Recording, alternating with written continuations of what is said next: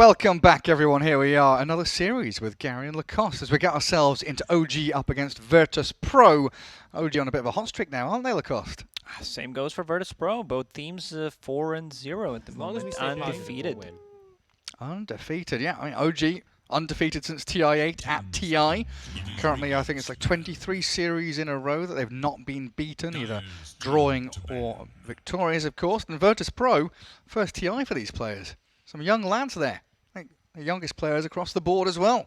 Yeah, this is a team full of young players that skill is through the roof. I've been really impressed. The way they've been playing online, I think they just need a bit more experience. Every single time, you come to TI, you say Virtus.pro, they're a hot contender, they're probably going to win a TI. This time around, I don't know what to expect from the squad because they're playing on LAN, but I feel that they got some experience. Like playing 2 LANs, they managed to figure out, and I feel like there's a bright future ahead of them no matter what happens. All right, we already have a couple of bans: Monkey King, Tiny, Lycan, and Tidehunter. Straight out with the IO pick for Virtus.pro. Yeah, we figured out what teams are gonna like already. Seen tons of games through the day one. There will be IO. They are like Weaver is also one of the heroes that is picked early quite a lot. I see Ancient Apparition plus a Sanking opener. This brings back memories. The newbie gaming. Kaka. It was Kaka. And Faith. Exactly. Just picking AA Sanking every single time. You have a great setup for AA ulti, and also you got the reliable stun, which is always going to be good. Storm Spirit to be able to deal with Ancient Apparition, find him, another global presence coming out from Virtus.pro. I relocate, Storm zips in, suddenly you have 3 heroes, 1 hero. If he shows on the map, that's 4 heroes out of nowhere, so you need, I guess, a stunner from an offlane, anything that can set things up. And that's your Sanking. Also, AA Sanking kind of blocks the Gyrocopter, doesn't it? Like, Gyro doesn't like playing into AA, and then if you've got that gap closer stunner that can jump from fog, Sanking does offer you a lot of that teamfight capability that can catch Gyro off guard. So now you have to be considering here as Virtus.pro what your pairing's going to be. What do you grab to pair with the IO? If you don't want to Gyro, there is no Tiny.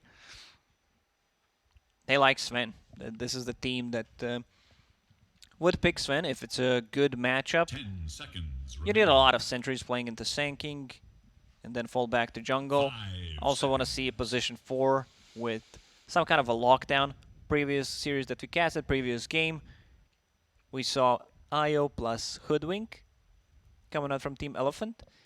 Not the strongest opener. I was never a big fan of 2 supports who kind of run. They do the same thing in terms of what they offer in a team fight. Yeah, it's a pretty rough one. Limited on options there. I'm getting rid of Spectre, Punk, and Invoker.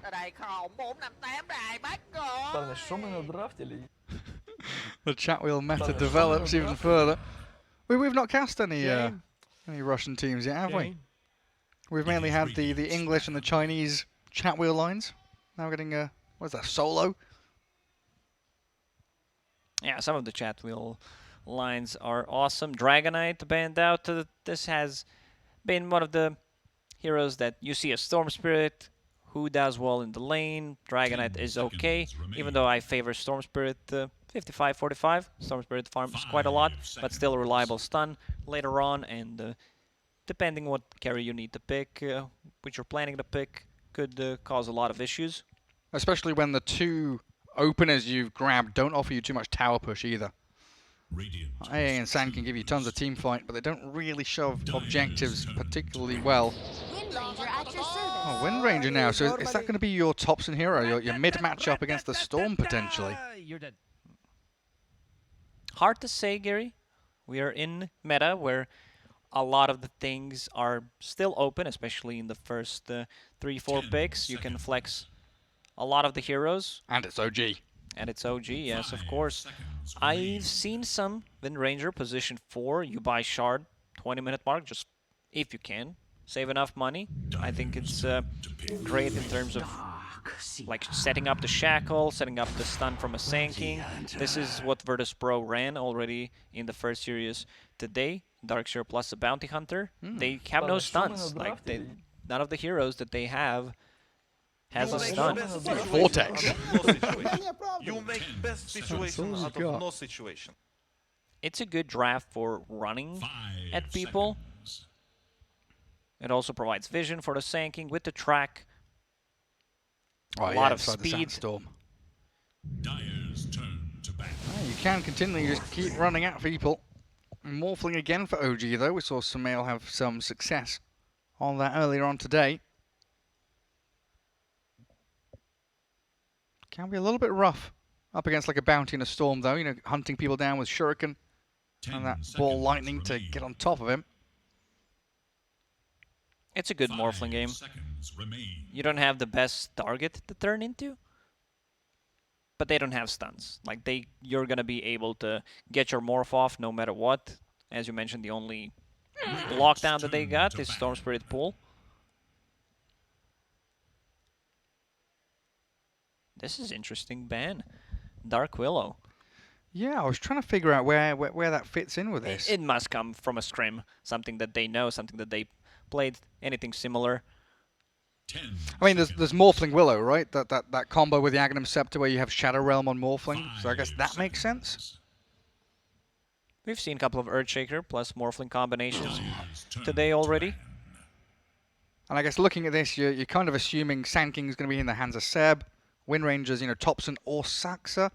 So the opening here really is that position 2 or 4 who's going where. Because No Tail's playing the Ancient Apparition like 9 times out of 10, it feels like. 10 seconds remain. Anti-mage ban. Do you think it's worth banning the Sven here? Because it still looks pretty good, doesn't it? Yeah, this is something that I mentioned at the start, especially with the Darkseer, the combo. Vacuum into stun. They don't have a follow-up stun, but if it comes down to that where Storm Spirit can farm the Aghanim Scepter, pull into vacuum, into wall, into something coming out from your carry. So Sven seems like a good idea.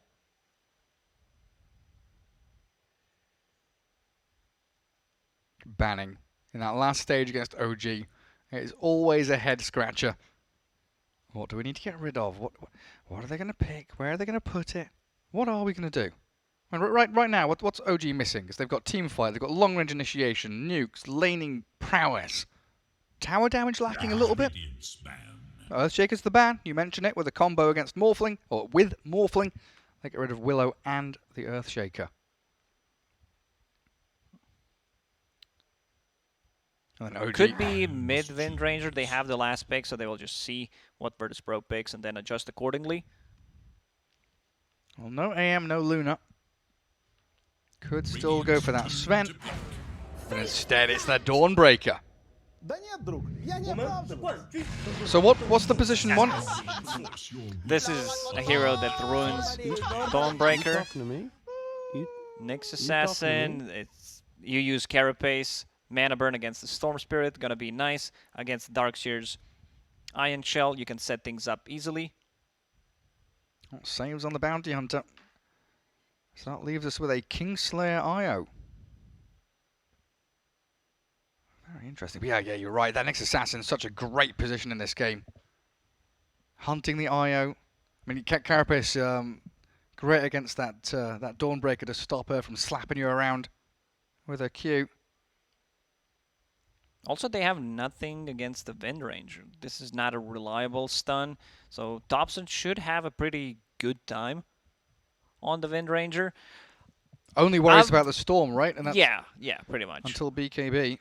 I've heard, and I checked some of the Dota.pro tracker, because some of the players have a couple of accounts, so it's hard to track.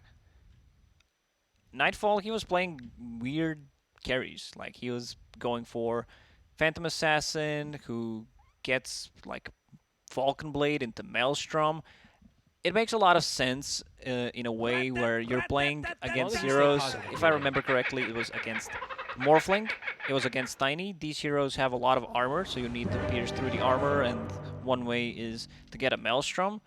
So this time around, they also decide to go for the Dawnbreaker, which is very interesting. Okay. I guess Dawnbreaker with Io as well. You know, you're stacking up these heals, but you're against an Ancient Apparition. Never going to feel good playing heals into Ice Blast. You talking to me? And there we go, game one. That's best of two. Two undefeated teams, right, in the group stage so far at TI, so Talking to me? someone's got to crack one way or the other. OG on a hot streak. Virtus.pro looking to prove that this young blood team can stand up against the greats. Definitely didn't expect coming into like meta that was forming around TI in high-level pubs that we're gonna see Dawnbreaker as a position 1. There were like attempts to try to play her as a mid laner, as the off laner. We'll see. I mean, it's gonna be Magic Wand, Soul Ring, pretty much the same thing as you buy on the off lane as starting items. You definitely need to get Echo Saber. Yeah. That item just feels natural for her. For sure. I do get an immediate D-ward. Thanks to the static remnant, Save's able to kill off the Observer. Scrooge McDuck over here, diving around in fountains of gold. Let's push. Stop jungling. Let's push. Gets his own ward down to scout out any couriers going into that bot lane. And it's an old school classic, isn't it? Bounty plus Darkseer, the Invis Ion Shell strat. Back in the old days of Darkseer Weaver, Darkseer Bounty. They're swapping things around. I like that from OG. Saxa will be playing with the Morphling, so they are not going to be able to dive. Ancient Apparition doesn't really provide you with any kind of stuns. You can't stop them diving the tower, and also the Carapace setup is going to be really good. What do you level up at a level 1 here for Saxa? He might get Mana Burn and just use it on Darkseer. That's what I was wondering, and there it is.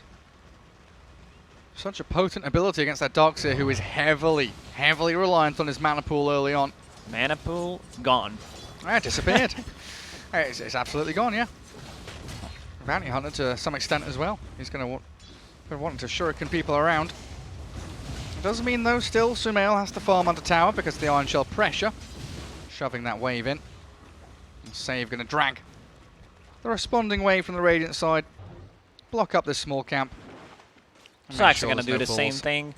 These are professional gamers, Gary. E-athletes. Creating a fourth lane, breaking the fourth wall. And giving that free farm to Sumail. Sentry battle looks like it's going to be won here by Save. Make sure the Bounty can continue playing Invis in and around that lane. Put the pressure onto Sumail. Continuing with the Iron Shell and the right clicks. He's doing a lot of damage here to Saxa as well. A very oppressive start from VP in that bot spot, even with the mana burn spam onto DM. How are these other lanes going though? Because mid you got Tops and Wind Ranger up against GPK Storm. Very even between the two. No-Tail need to be careful, that's the first blood. It's ton of damage. Once Dawnbreaker gets level 2, it's a bit too much. I also wouldn't mind seeing like an Orb of Venom. Doesn't sound too bad, the extra slow, and then Ancient Apparition is not going to have a game. Or you can just get a Boots of Speed and have more movement speed than AA, run him down.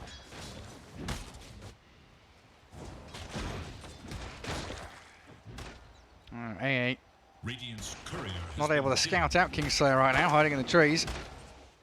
Sumail losing his courier down bottom.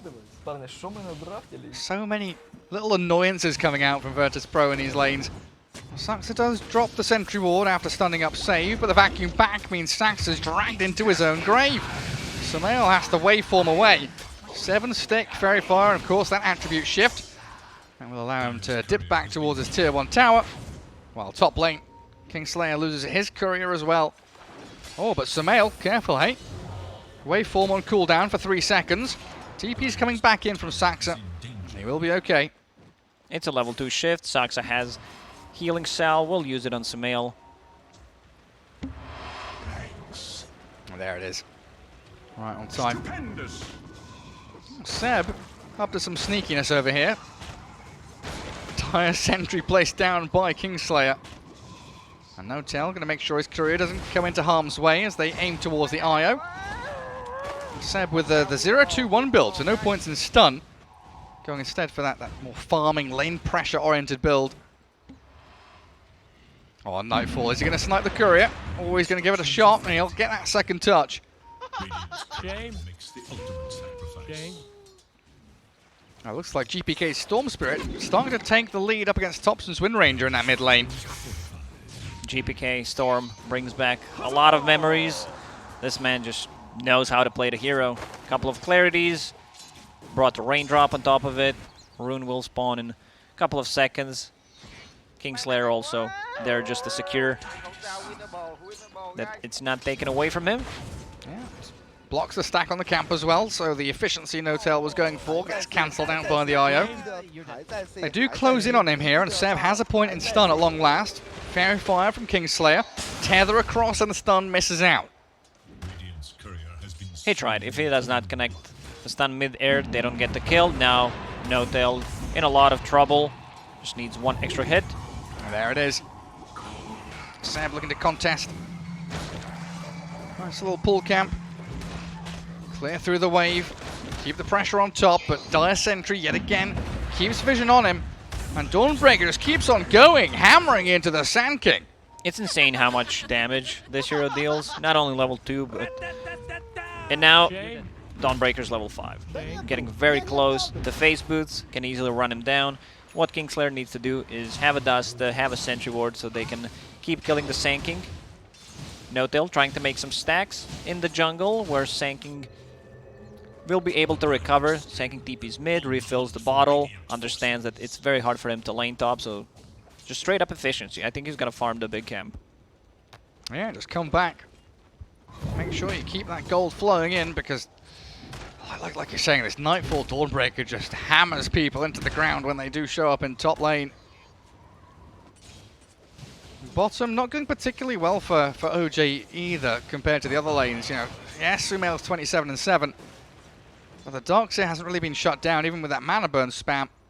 And it even looks like now Bounty Hunter trying to snipe out some couriers on the way back to base. Is he going to find it with a Janada? He will crit straight through Sumail's courier. Topson mid, focus fire onto the Storm. They're coming in here. Zoning ulti. A couple of heroes though. Ball lining back and forth. The two-man shackle shot connects on the IO behind. And GPK just keeps on going aggressively. Fakes the play onto Topson. Blowing up that Wind Ranger and now aiming for Saxa. DD Rune is spawned and GPK is going to get a full bottle refill. This is such a great move. Interesting play from Topson. And the relocate. Oh, never mind. I'm just kidding, Gary. IO is level 4. Baited. It's been a long day already, hasn't it, Lacoste? No, I heard some noises. We're going to see that again. Topson, try to go for a Storm Spirit. Usually you go for this type of a play when you have Javelin. Didn't happen this time around. Power Thread was being delivered, and your Wind Run is already on cooldown, so you can't really do much. That global presence. Vortex into the Dawnbreaker arriving. Doesn't even need the Starbreaker to blow through Topson. 2 deaths in a row. Quick succession of kills there for Virtus.pro and a 7-0 lead. Unlike previous games where we've seen OG, go behind like 12-2, it's a net worth lead for VP as well. Save behind the tower, forcing Notel to blend down a Sentry Ward, so that's 50 gold down the drain. Seb needs to be careful. Seb has no dust, but Kingslayer has a Sentry Ward and the dust available. A 7-minute push into tier 1 mid lane. And a significant amount of damage onto that tower as well. And Virtus.pro going to clear through the Radiant Triangle and return back into their lanes. DM is about to crack level 6. Saxa continues with the mana burn. Yes, it's annoying, but you're not really shutting down the Darkseer completely. He is suffering a little bit in the last hits now. But not too big a bother for him. OG yet to get a kill, sitting at 0 at the moment.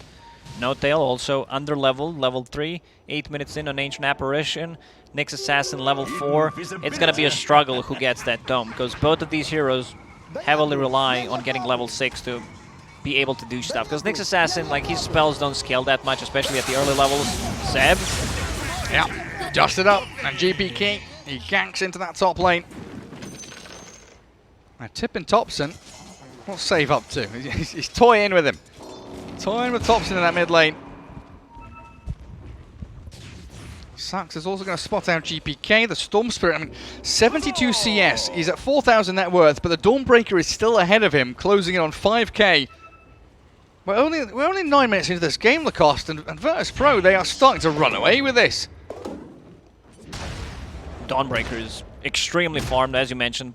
4.7, 8k gold. It's going to be Phase Boots, Wand, Soul Ring, and an Echo Saber. Like 10 minutes in. Yeah, before 10 minutes. Yeah, it's going to be crazy. And Thompson trying to make the most of his jungle. He's got a nice juicy stack here. But look who's come to claim it. GPK says, no, no, no, this is mine. They don't see where Thompson went, but they find Seb instead. He might get a Burrow Strike off, and he does, moving in towards the DM Darks here. The Shackle Shot's good, but in comes Nightfall. The Dawnbreaker arrives, healing everybody up and swinging in towards Thompson, hammering the poor Wind Ranger into the river. Man, this lineup It's a stop. from Virtus.pro. All you need is Bounty Hunter being invis, providing vision, then Storm can zip, you can relocate, and Dawnbreaker can use her ulti. This is before Bounty Hunter even has level 6, right? Once we start adding tracks into the equation, that's gonna be an absolute slaughter, and I've missed another kill. No Tail drops down as Nightfall gets a solo kill, a wicked sick Dawnbreaker, 7-0-1, 8 out of 11 kills, 10 minutes in. This is just insane. Mid lane, Sumail, okay, he's fine. He's fine, he's Morphling, they don't have enough stuns, so he's gonna be okay. He's the only one with no deaths on OG at the moment. 0-0-0. A classic Morphling contribution for the first 10 minutes of the game. Already deep vision placed in OG's jungle. I don't think that's gonna get rewarded. Like, it's very hard when you're playing against Bounty Hunter to know whether there's a ward or he's scouting you. Can they kill Thompson? Here, they're trying. The Ice Blast misses. Storm Spirit's back in on top of him. GPK with a backup of the IO is going to zip away. Not following through fully there, respecting OG and their ability to react to the situation. But instead, moving in towards bottom lane. Saxa is tracked up. Still level 5. Steal his money. Get that cash. Carapace and the stun back. Saxa pulls them away in the vacuum there from DM. But Sumail's come down. He wants to have a play with this one. Vacuum himself back in towards DM. And Sumail, well, he surged back. Oh, still gets the kill. First kill on the board. This might be the combo that they're gonna need. Vacuum from Morphling into Sanking Stun into Ancient Apparition Blast. And then Nick's Impale as well, right? You've got the Burrow and the Impale. Double bug stun. Saxa balled upon though. Tracked up and money going to be flowing into the bank accounts of GPK. Dawnbreaker has ulti available once again, so you gotta be careful about that. The stun, the heals.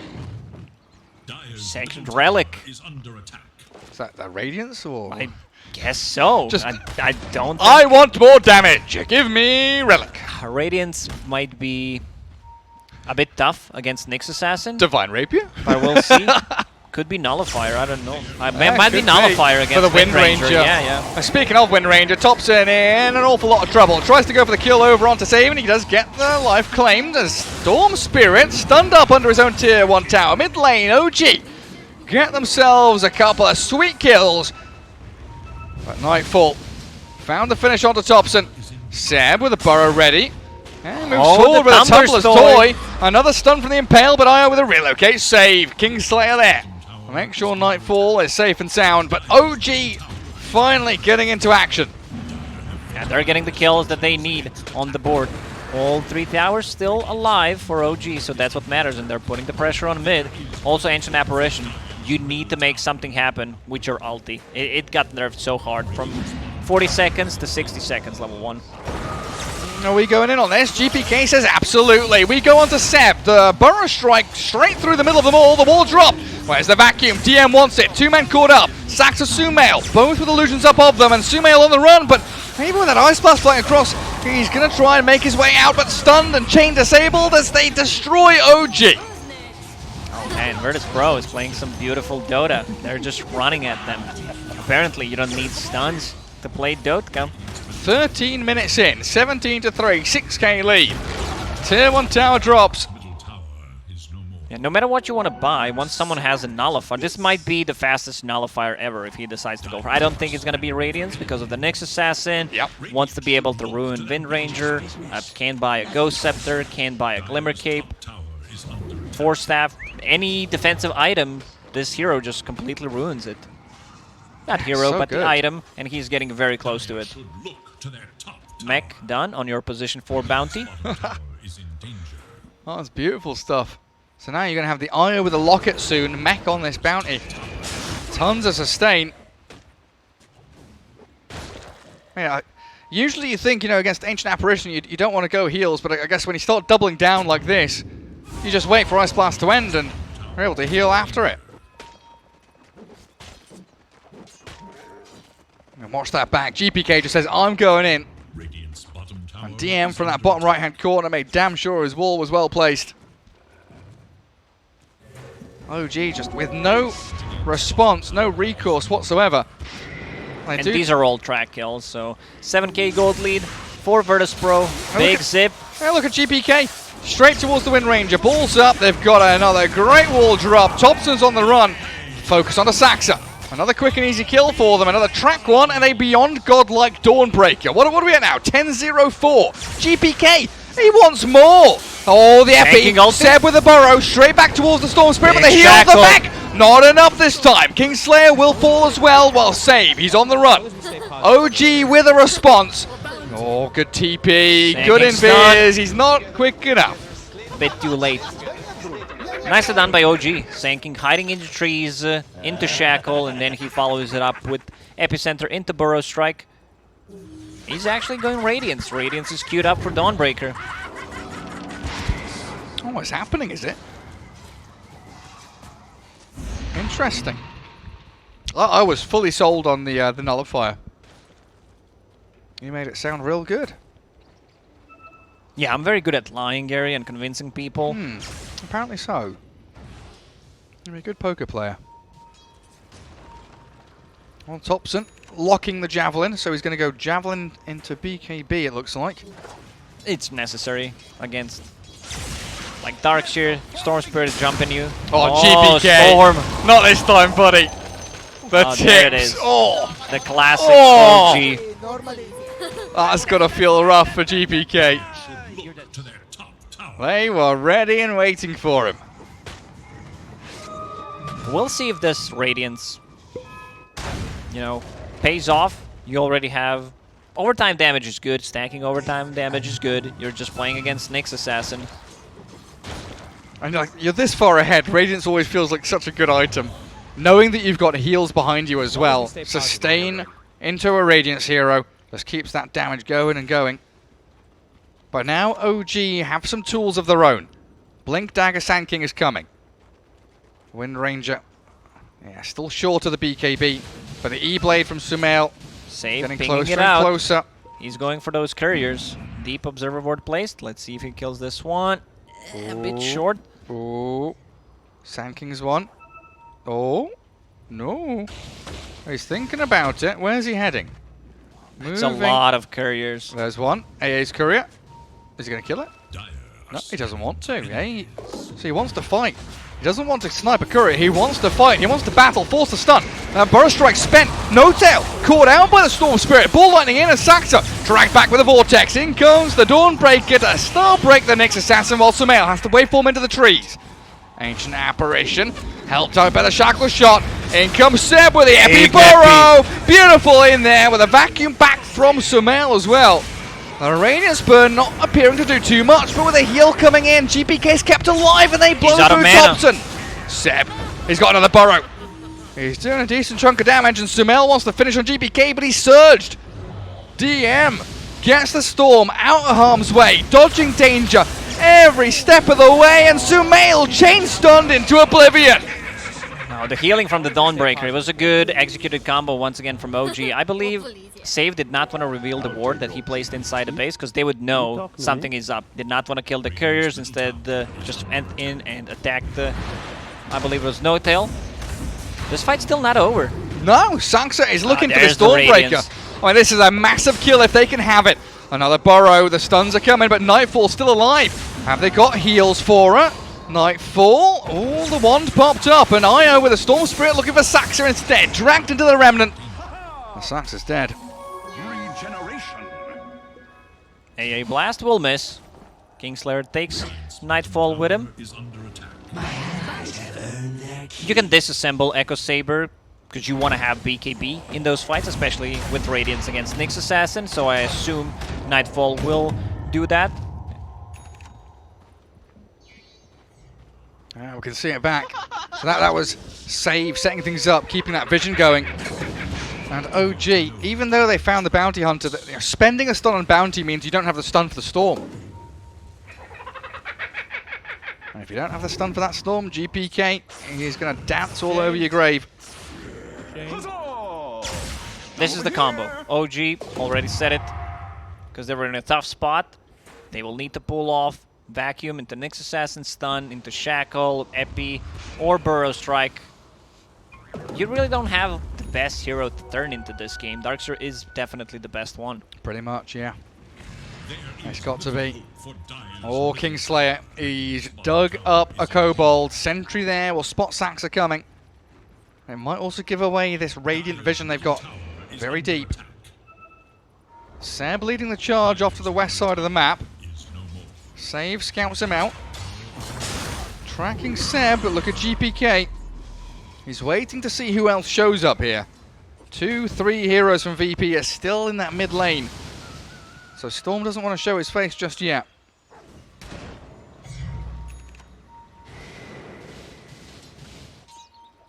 Morphling, E-Blade done. Finally, big item. Oh, he got the Morph off. Yeah, he did. And Saxa's there to back him up. But look at that global presence, the representation from VP. Thompson turns with a BKB. They take down Nightfall. Streak now gone. GPK, any more stuns? He TP's home. Barely surviving. And save under a Radiant Sentry does get scouted just for a split second there. And no tail, yeah, catches with the dust. Burrow Strike, yeah, you can hold it. Don't need to spend it just yet. Give him the high fives instead. And Thompson will look to clear up the kill. Radiance, this time around, no BKB. Also not going for disassemble option. You can still go back to Echo Saber. That's really good. Like, he could have had BKB in that fight instead of he bought Augur Axe, which I think is a big mistake. Also, I would prefer if that's a nullifier. You're still playing into Nyx Assassin. He's going to change down you for 5 seconds. Yeah. Yeah, the Radiant's starting to feel like a bit of an awkward choice for them. OG is making a comeback. I see Morphling queuing up Aghanim Scepter, then you can turn into like either Nyx. There's so many good targets you can morph into your own team. Either Wind Ranger with another Shackle, Sanking with the Burrow Strike. And DM, blink stun from Sable started off that real quick jump, apparently not quick enough. He's able to scurry away from there thanks to the Force Staff of the Bounty Hunter. Saxa was trying to go on a creep that had Iron Shell on. Talking to me? Didn't manage to land the stun there. So DM survives to fight another day. Dawnbreaker BKB is all but complete. Thompson. Oh, GPK. Such a cheeky devil, isn't he? Always looking for the aggressive option. And it looks like, yeah, they want to smoke. Make Thompson a play. has always been a master, innovative in terms of items.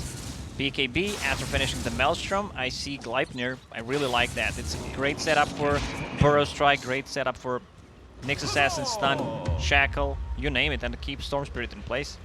After BKB, of course.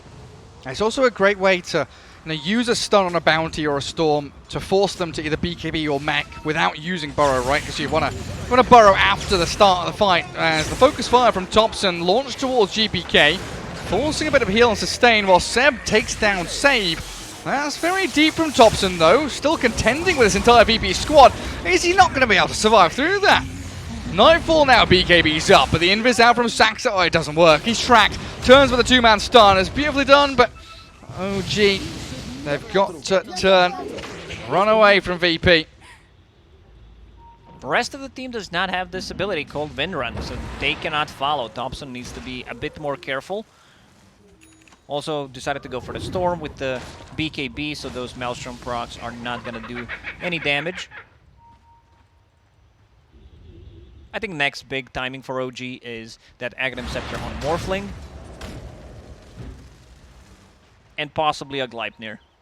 Sanking also getting a BKB for himself. They have no abilities that go through magic immunity, so that's going to be great. Just stand their own ground.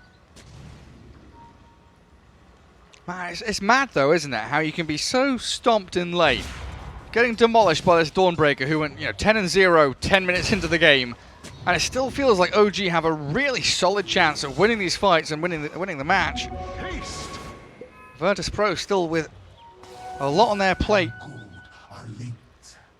These team fights have got to go exactly as they envision. Roshan being scouted out.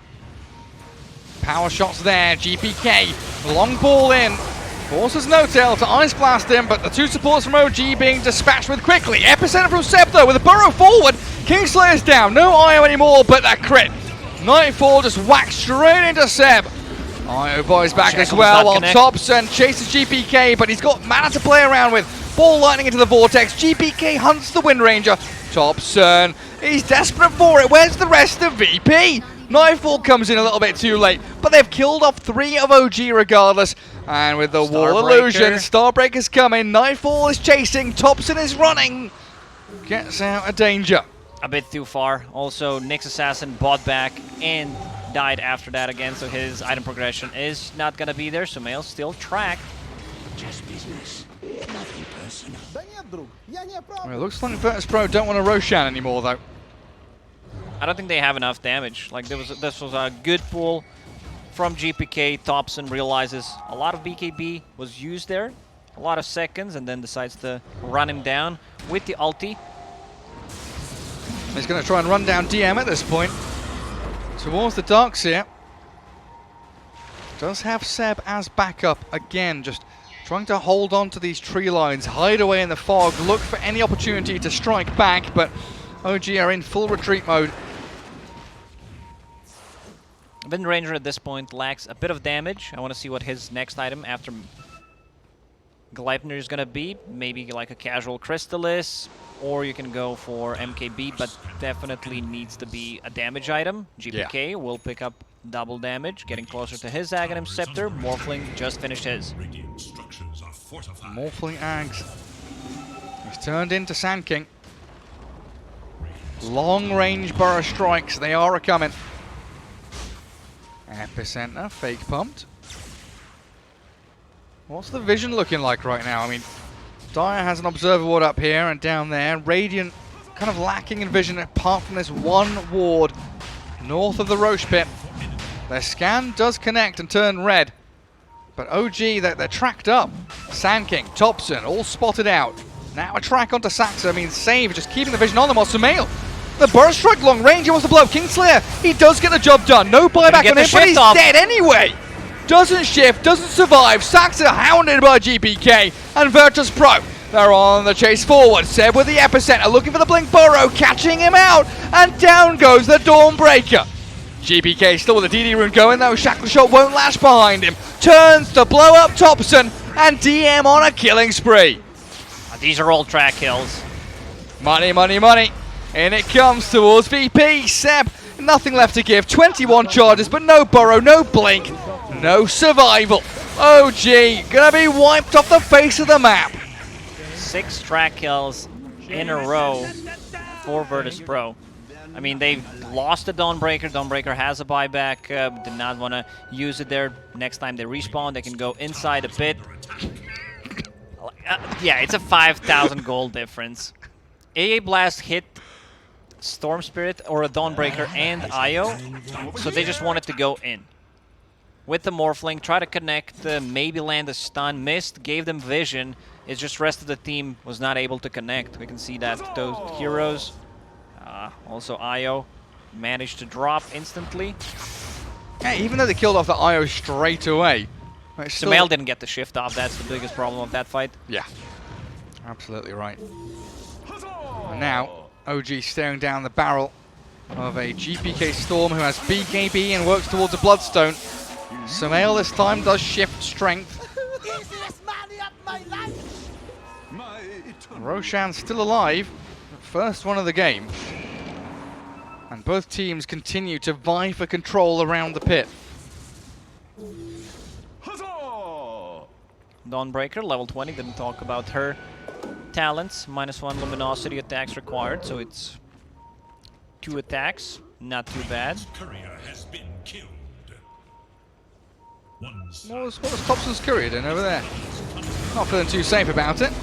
Goes for an attempt on to save, but that's now BKB and Focus Fire down. They just desperately scramble around Roshan, not wanting to give it to VP. Well, this means Nightfall. Pulling creeps, farming waves. Pulling creeps 29 minutes in. Efficiency. Yeah, it's pretty good. And this is all while OG hold up on their high ground in this Radiant Triangle. And yet again, Sumail turns into Sand King. Save spotted under the sentry. OG considering their options here. They throw the Gleipnir, Storm in and out. And he's dancing on Seb as the Ice Blast flies towards DM, but Nightfall's arrived with his own BKB, and the Seb Burrow Strike doesn't get him to high ground, so the Starbreaker whacks him down. Sumail's back in though. Oh, Nightfall dropping very low pretty quickly. The cold feet there, not going to snap, and the relocate doesn't take him back. Virtus.pro, a 1-for-1 trade, which OG are going to be happy about. Unless GPK finds a bigger fit. Oh, Sumail blown up again. The storm cut through the trees on the left and finds their key target. Buyback though from 2 of OG. Epicenter stun finds GPK. These are worth buybacks for OG because they will get the Roche, they will get the kills, and they will get a lot of gold from those. They're going to find Kingslayer as well, potentially. He's got Glimmer and Holy Locket, but look at the cavalry. It's coming charging over the hills. Thompson, Sam, and Sumail. Not going to get him. Let Ignore him. Go for that Roche. They need to give Aegis to Morphling because he just bought back. Seb did not pop a BKB. He was holding it and then just Dawnbreaker crit him. I'm loving No Tails items at this point though. Tranquil's Wand. Trying to get a Blink Dagger next. But his fate Oh, he's got 2 clarities on Courier. 6 slotted if he splits it. You make best situation out of no situation. Oh, he's got plenty, look at him. Shame. Aghanim Scepter coming up for that Wind Ranger, it looks like. So not going to go for a damage item, but instead going to go for that Wind Run. Dire's middle tower is under attack. Evasion is not bad. These heroes don't have weight to pierce through it.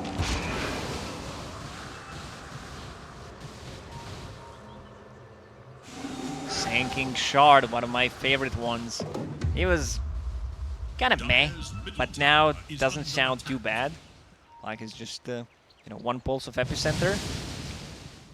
And it also adds extra 20 damage. No Oopsie. fail, getting caught one more time, no buyback, 45 seconds. Of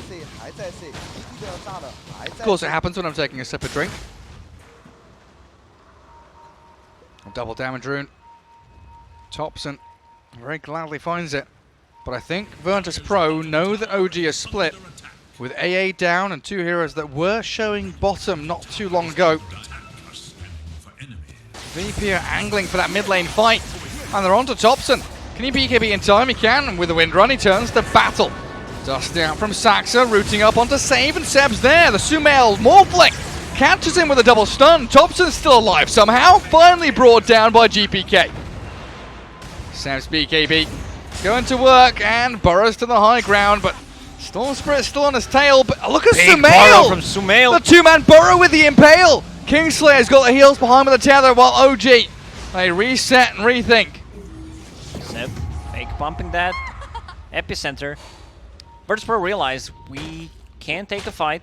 They knew Ancient Apparition did not have a buyback, so they just went in. Because it's serious amount of damage, and stopping the healing from Dawnbreaker, from Io is a big deal. Io upgraded the Shard, so Tether now stuns. Nice. And it also deals 150 damage. He's got a wonderful neutral item for himself as well. Philosopher's Stone on the IO. Keep that gold ticking when IO was over. first introduced, that was his ability. Yeah. Just stun. It was like CK IO, you know? Tiny IO, stun people. I also used to get vision from the balls as well, didn't you? Yep. So you would orb, reality rift, stun with the tether, stun with the CK, job's done. There's Dawnbreaker position 1. Still top of the net worth.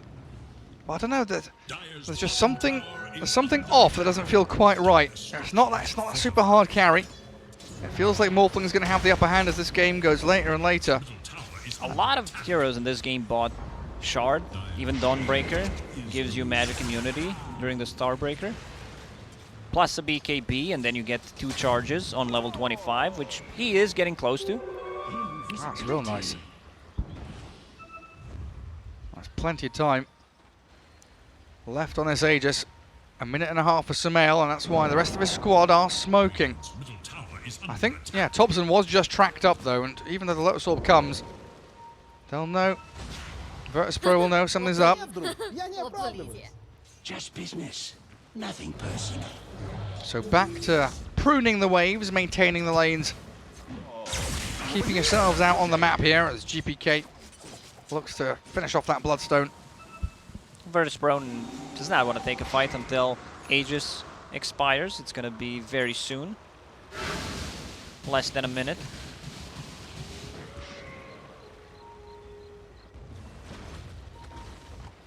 Was GPK thinking about it?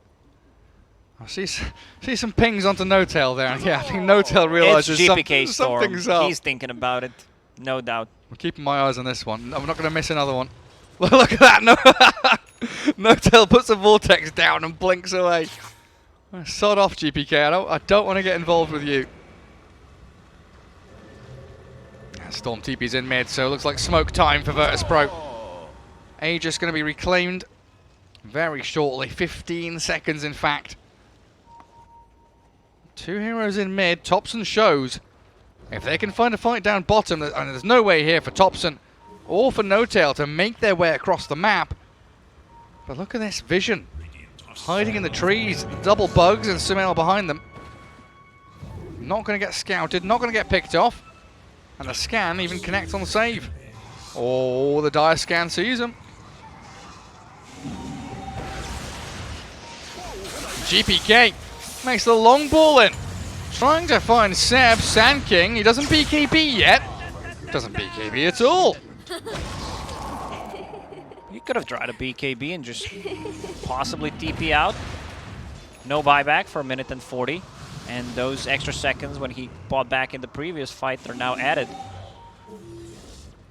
1.5 minutes without a Sanking. That also means that Morphling can't turn into Sanking anymore. Probably the next target will be Windranger. Double Shackle, double Windrun. GPK wants a refresher orb on his Storm. I don't think I've ever seen that. I mean, I've seen a refresher shard, just not the refresher orb. Double pull. Oh, jeez. Back wall onto 3 with a vortex. Beautiful from Virtus.pro. Saxa, he will finally fall while No-Tail slammed down by Nightfall. Topson with Sumail. They're aiming this Dawnbreaker, and yeah, they've got it trapped in the Gleipnir, but they've still got to turn tail and run. They cannot stand their ground without any stuns. Sumail and Topson. Oh, are they done for? They're going to get caught out and chased down. Topson, the Shuriken, bounces back onto him. But GPK's out of mana. They run low on resources. Oh, he's got Bloodstone with 16 charges, but the Shackle Shot will hold them back.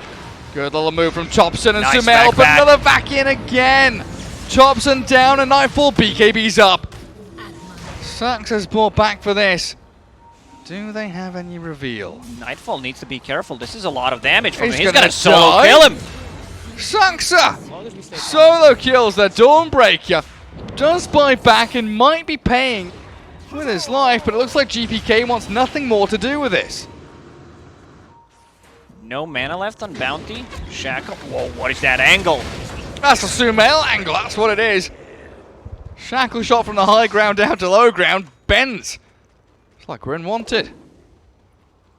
Surprised OG decided to take that fight. You know, no Sanking, no way of Sanking coming back into the game. That was beautiful done, as you mentioned. From Virtus.pro, nice back into the wall. Nightfall on this Dawnbreaker. If he had Satanic there, I think that's a bit of a different case. You just get pretty much a second life if you're not hit by Ancient Apparition, of course.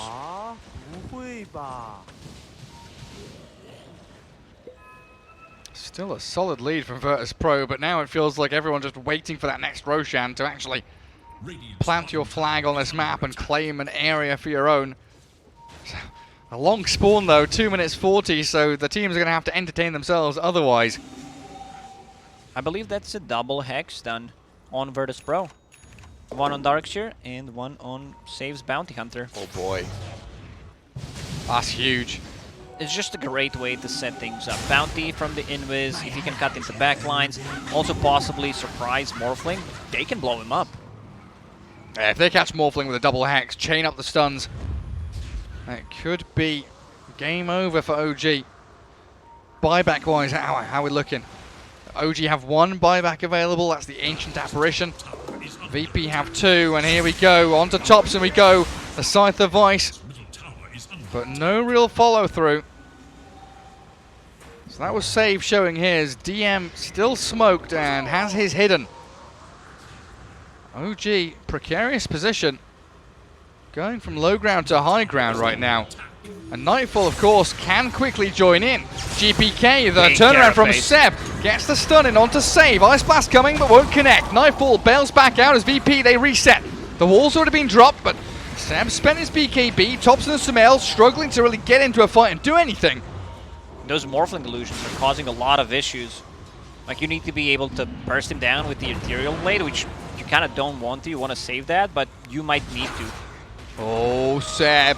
He's jumped in aggressively. Sumail with a burst strike. BKBs himself up. They get another burrow forward with a three-man with a Vortex. GPK. He catches the backlines but doesn't kill anyone off. Thompson destroys the Storm. No buyback on him. Focus fires and gets a double kill. Save now. Scythe be damned. Can't do a thing. And Roche will respawn in 40 seconds. Virtus.pro, how are we buyback-wise? They have one on Io. Bounty Hunter does not have one, bought a full Hex. Storm Spirit also does not have a buyback. Dawnbreaker just deals a ton of damage, but those Shackles, like, once you get focused by a Focus Fire and Windranger's getting closer to level 25, I also want to see which talent he's going to choose. Focus Fire, like, last 20 seconds, if you get a kill, sounds really good. Because you can just use it again. Yeah, especially after the last fight where he got 2 kills. 5 seconds until the Roche spawn. So the very annoying Ice Vortex, you're fighting there constantly. Just the combination of sanking, stunning people into, let's say, Nyx Assassin, Sandstorm, E-Blade, all that damage is amplified. You make best situation. You make best situation. Starts to become problematic. And now, like you said, OG win the one team fight that allows them to take the Roshan. Aegis Morphling. Oh yeah, give that shard to Windranger, Gale Force. It's really a sick shard. You don't want to buy it, you do not want to spend gold on it as a core Windranger, as a support, it's fine. If you get it for free though. Yeah, this one for free sounds better. Just being able to push people or pull them, set things up for a possible Shackle, Ancient Apparition Blast, they can't run away. My waters rise. Now this Witchbane on the Windranger, pretty damn good, especially against the Storm Spirit as well. 2,500 on that max mana pool. Yeah, and also being able to dispel the track, purge it off, which is really nice. Super handy. VP now, even though they've had this net worth lead for the entire game, feel like they're playing from behind once more. But a 2-man Vortex, jump in from Dawnbreaker, wall dropped on the Thompson too. He BKBs and turns to fight them. Storm Spirit has to zip away. Nightfall, Shackle shot it. Sumail's in with the burrows around. The Impale's hit onto 2 of them. They've got the E-Blade. Nightfall in trouble. Hexed up on the side though. Is GPK trying to come in with another Vortex? Yes, Nightfall Satanic up and healed to full. Sumail loses the Aegis. Oh, he couldn't get the Satanic off. But Seb's back in with another big burrow. OG want to continue fighting. I'm not sure that's the greatest plan though, because Nightfall is brute forcing ya. Triple kills OG. Well, I can say for certain, Gary, that after this game, we're going to see more of a Dawnbreaker carry. Oh, because yeah. this hero has some sick talents. Shackle on a bounty. Not enough damage. Just not enough damage. And there are a couple of buybacks available. Unfortunately, Saksa does not have one. I think we had like 20 buybacks in this game. Yeah, I'm starting to lose track. But we've got a few more. Morphling and Wind Ranger both have buyback available. As do Dawnbreaker, Darkseer, Storm, and Bounty Hunter. Oh, there's a DD rune at spawn bottom. Not scouted by the courier. VP, bigger fish to fry. Focusing on high ground. They want tier 3s. They want barracks. Try and put this game to an end. Yeah, they have led the entirety of the game, even though OG have weaseled themselves into positions. Alright, looks like comebacks are possible. Losing out on your buildings now. Yeah. There's the Gale Force. The Gale Force pushing them around. GPK, BKBs. They're focusing on the Wind Ranger. Thompson shredded. Buyback forced out from him. Sumail has to waveform back towards Fountain though. And you're losing out on your bottom lane of barracks. Nightfall shifts into that mid lane. They've got a Morphling illusion from the wall to play with too. Shackle does not connect. They focus fire on the Dawnbreaker. Nightfall straight into the mix behind the tier 4. Sumail barely waveforms away. Great Gleipnir out from Thompson, but the little piggy spinning around while Seb. Epicenter Burrow kills off the 2 supports and Sumail gets a double kill. Off the back of Seb stuns. And they need to run down the mid lane. Also double damage is available on the right side. So they need to pick it up. Thompson, he already knows. He's just checking the rune. Will be pleasantly surprised by what he sees. Why, hello there. I'll give it to Sumail. We do have triple buybacks ready for VP. And Darkseer, he's smoked up, hiding in his base. There's one of them. Bounty Hunter returns.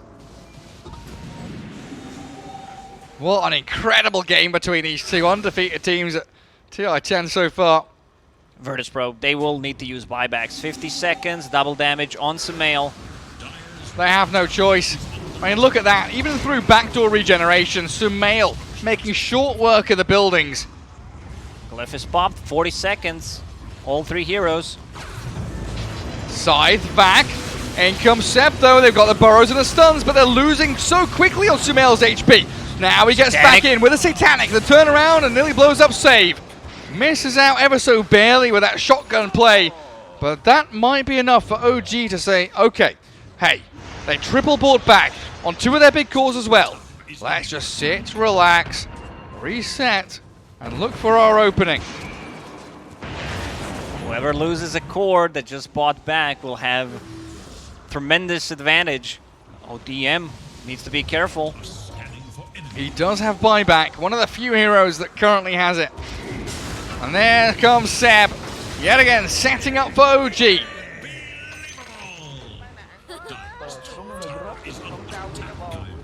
Bottom lane is pushing in, only 1 catapult.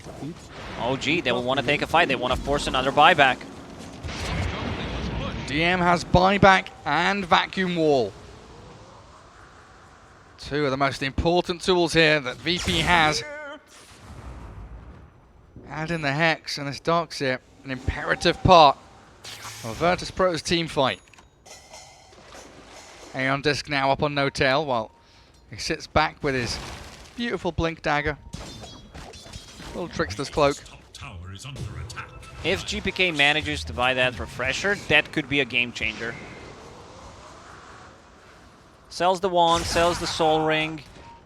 Might be it. Like double pull while you're in the wall, the double hex from both Bounty Hunter and Darkseer could make a change. They're still not going for it. Like they're really afraid right now to go for all in. try to force a buyback, because they just might lose.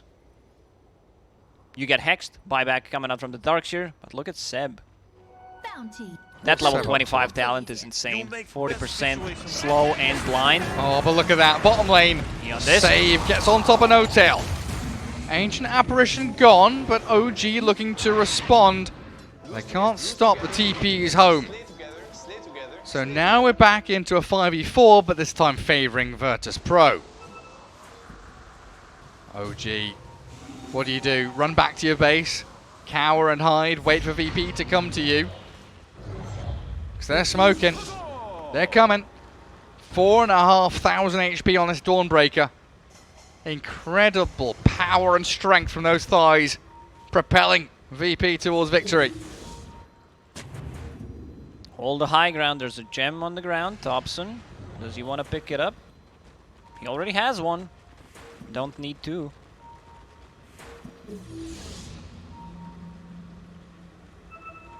Very sneakily. Kingslayer. His ward is spotted. But VP only have one lane pushing in. Bottom and top going to start trending in towards that. But Dooman with that 2-man vacuum and the wall. No real follow through. I was expecting a bit more there.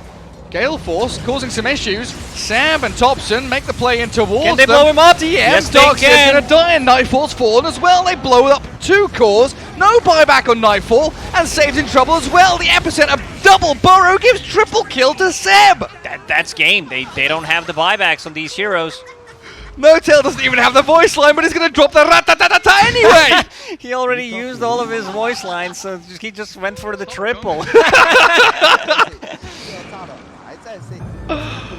Oh my goodness, but a minute and a half, no Dawnbreaker, no Bounty, no IO, Storm and Darkseer, they're all that VP has. Yeah, that's the budget voice line. If you have no money, if you used everything, look at this graph. It's the first time OG has been in the lead this entire game. 50 minutes of VP dominance turned on its head.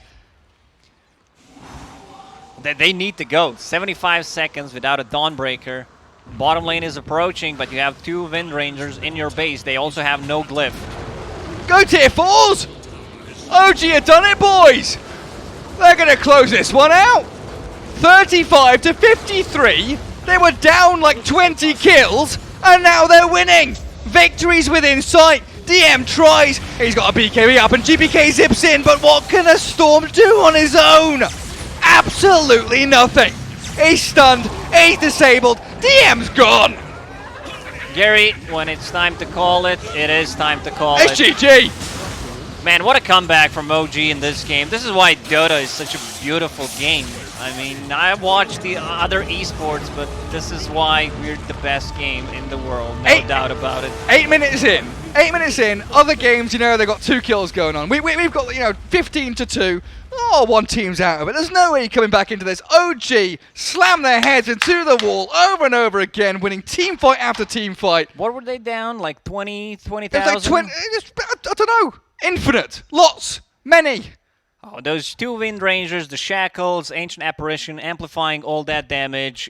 Just classic OG. They do not want to stop fighting. Doesn't matter. Like, they go in 4 versus 5. They know that their 5th player does not have a buyback. I don't know what to say. OG's in their TI form confirmed. Yeah, undefeated since TI8. Undefeated here in the group stage. Absolutely bloody gorgeous stuff from OG. I mean, VP were 4-0, now dropping a game.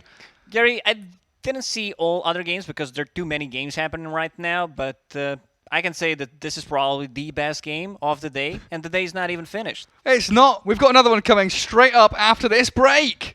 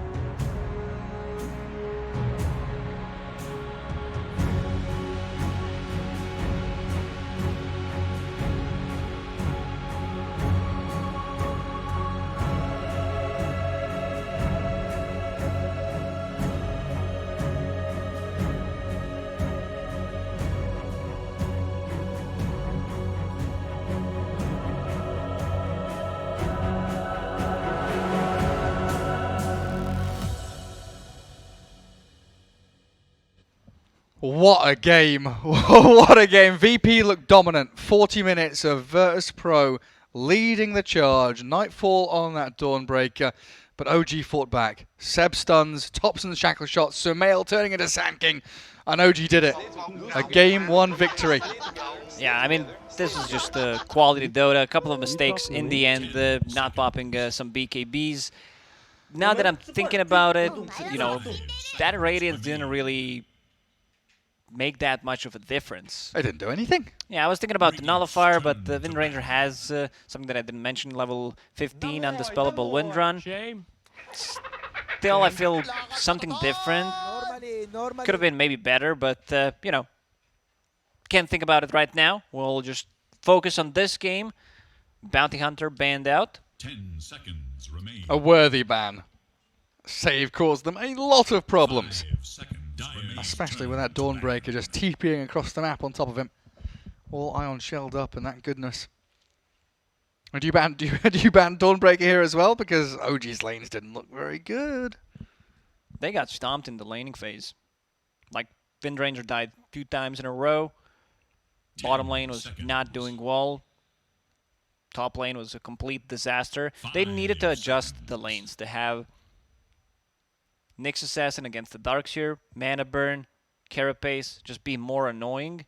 And then your Ancient Apparition played the top lane, got caught out of the position, died, gave Dawnbreaker pretty much a perfect game. I don't think you can ask for more. It was, what, 10 minutes? Phase Boots, Soul Ring, Magic Wand, 7-0-5. and an Echo Saber. Yeah. That was a bonkers start. They're thinking about this. And do we ban the IO? Do we ban the Tiny? Do we want to try and pick those coming into our pick phase? We get rid of the IO. No, they need to the ban AA. IO. No doubt about it. Like, they just show Ancient Apparition. Tiny. So how can they amplify Tiny? We saw Lycan with the Aghanim Scepter. We saw anyone who can buy a Solar Crest. We saw Ogre. Invoker, Ogre. What else is there? Press the attack from Legion Commander. 10 seconds remain. If this is a core Tiny. The beauty of Tiny is that he can be played at multiple roles. Can be mid, can be offlane. Secret played it as the offlane. Yeah, There's a couple of Southeast Asian teams that played it, I believe it was TNC, 2 or 3 times, that played it as a position 5. Well, that's a classic, isn't it? VP Undying, but then into the Earth Spirit. Interesting choice there, picking up both of your supports early on, unless that Undying switches over to a core position. Could I still heard some be. stories, Gary. So have I. Mid Undying, offlane Undying. We've seen that one before. But core Undying 5 seconds. could be position 1 with Virtus.pro. You never know. There's whispers out there. Yeah, if you're bringing out Dawnbreaker, oh, there it is. You called it. We saw Elephant do this earlier on. Aghanim's Lycan. Get that Helmet of the Overlord, get an Aghanim Scepter, and you bite the Tiny. It's a lot of items, ton of gold that you need to farm, but eventually it's going to come to that. Tiny is a hero that plays early game really well, if that's a position 1, which looks like it's going to be. 5 seconds. So you can buy time, while Lycan, it just does his own thing. Gets the creep with the helm, upgrades the helm, gets ancient creep, becomes even more annoying, so you need to start thinking about how to deal with Lycan. Tidehunter is already out, one of the better counters in general. Especially if you get that Thunderhide, what is it, 75 attack speed for 8 seconds on a wolf-bitten Tiny. You are slapping people 5 around. seconds remain. It does also potentially show 2 core heroes early on from OG. So now we could see Virtus.pro aim towards a couple of these support heroes. What are you looking towards? Like a Snapfire maybe up against this Undying? Try and kill off the Tombstone. I didn't expect that. What are your thoughts on Clockwork recently? Saxa plays a mean Clockwork. It's just a hero that he's one of the best ones. Radiant's turn to battle. Does so many things. Super active early on. Very annoying in your face.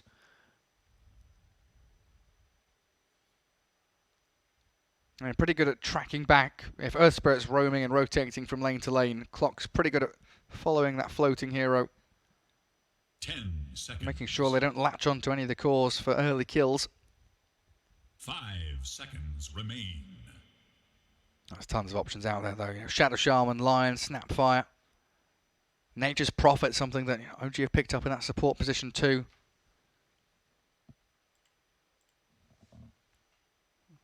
We do move away from that potential of global presence, though. It is Radiant's For very fast bans, aren't they? Bristle, Bat, Timber. I was thinking about Tiny counters. I think if we see a lot of Tiny being picked, and we see a lot of Tiny being banned, we might see some percentage-based damage. We might see Phoenix, something that he struggles against killing the egg early on. Sunray works really well. Underlord and... I was just about to say, where's that Necro? Because we saw him banned earlier on today, didn't we? And there it comes. Also, Timbersaw works really well. Ton of pressure in the lane. You cannot kill him with Tiny. You also don't max out your spells. So you're giving Timbersaw pretty much a free game. So I believe throughout this tournament, if there's a Tiny, a core Tiny, we're going to see Timbersaw banned out by the Tiny team or straight up picked up by the other. Virtus.pro playing Radiant, 3 green heroes. Please don't ruin. 5 out of 5. Who else have you got on your list? Pugna. Wind Ranger, Pugna. Nature's Prophet maybe is in there. Treant. He's green. I do like a bit of heal stacking as well. Undying, Necro, you got these heals building up. Throw a Treant in there as well. Make your heroes unkillable. Oh, OG have got to start showing something. They've got these 2 beefy boys. There's the snap. There's a Snapfire you called. Great against Undying. Ton of damage against Necrophos. It's always nice having a hero who can force the Ghost Shroud on Necro, right? Like we used to see Shadow Fiend, Batrider being banned here would have been nice as well, but someone who can either do physical damage to force the Shroud and then magic damage into it, like you go up to Necro, you little shredder. Oh, he's got a Ghost Shroud. Then you've got the Kisses and the Scatter Blaster. Burst through that little green shroud of his. Lashrak seems like another good hero. Maybe it's a bit of an overkill. It's Oh, the Dispel against the Ghost Shroud. Yo, listen, core Oracle, Dobson Oracle mid. Wait, Sumail did it. Dispel the Necro and also a ton of magical damage. Yeah. When was that? Was it when Sumail first joined OG? I'm trying to remember. He definitely played a handful of games of mid-Oracle. I also remember Notail playing it mid. Yeah, it's true. There's definitely a possibility then. And VP stack even more heals. Back in with the Dawnbreaker. We're pretty sold with the position 1 Dawnbreaker, weren't we? But not necessarily the case here. They can swap things around. Like Earth Spirit has been played on the mid lane. I think there's a ton of potential for it. Necro, very flexible. Can be mid, off lane. Radiant's turn to ban. Respect for GPK. Dire's turn to ban. And then some respect for Topson straight back. So it looks like VP maybe expecting the Lycan 3, the tiny one. And maybe a mid laner to come. Then again, we have seen some Monkey 4. The bootsless Monkey King roaming around the map. Causing havoc for everyone he meets.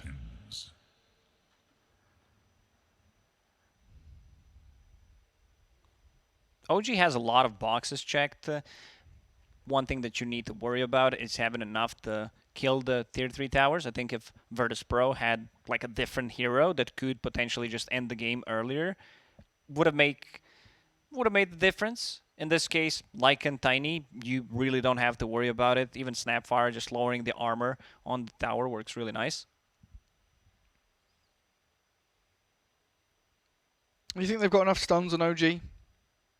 Cookie, Fortune's End, Avalanche Toss. Yes, Tiny provides you with the stun that you need. Cookie, you have a root from Oracle.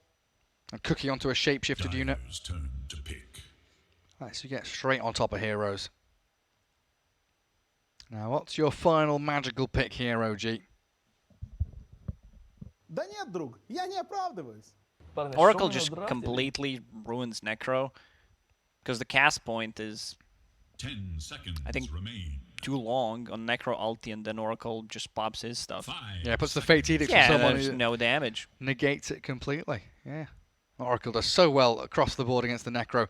And usually when that's the case, right, you have a support hero countering a core, you'd like to shift the core hero into a support role so the countering doesn't matter so much, but you can't play Necro 5, can you? You can't. Necro support's not going to work, is it? Definitely not. I mean, everything's doable if you don't put your wanna- mind to yeah, it. exactly. I speak for the team. Nature's Prophet rounds things out, so they do come back for a little more of that global presence.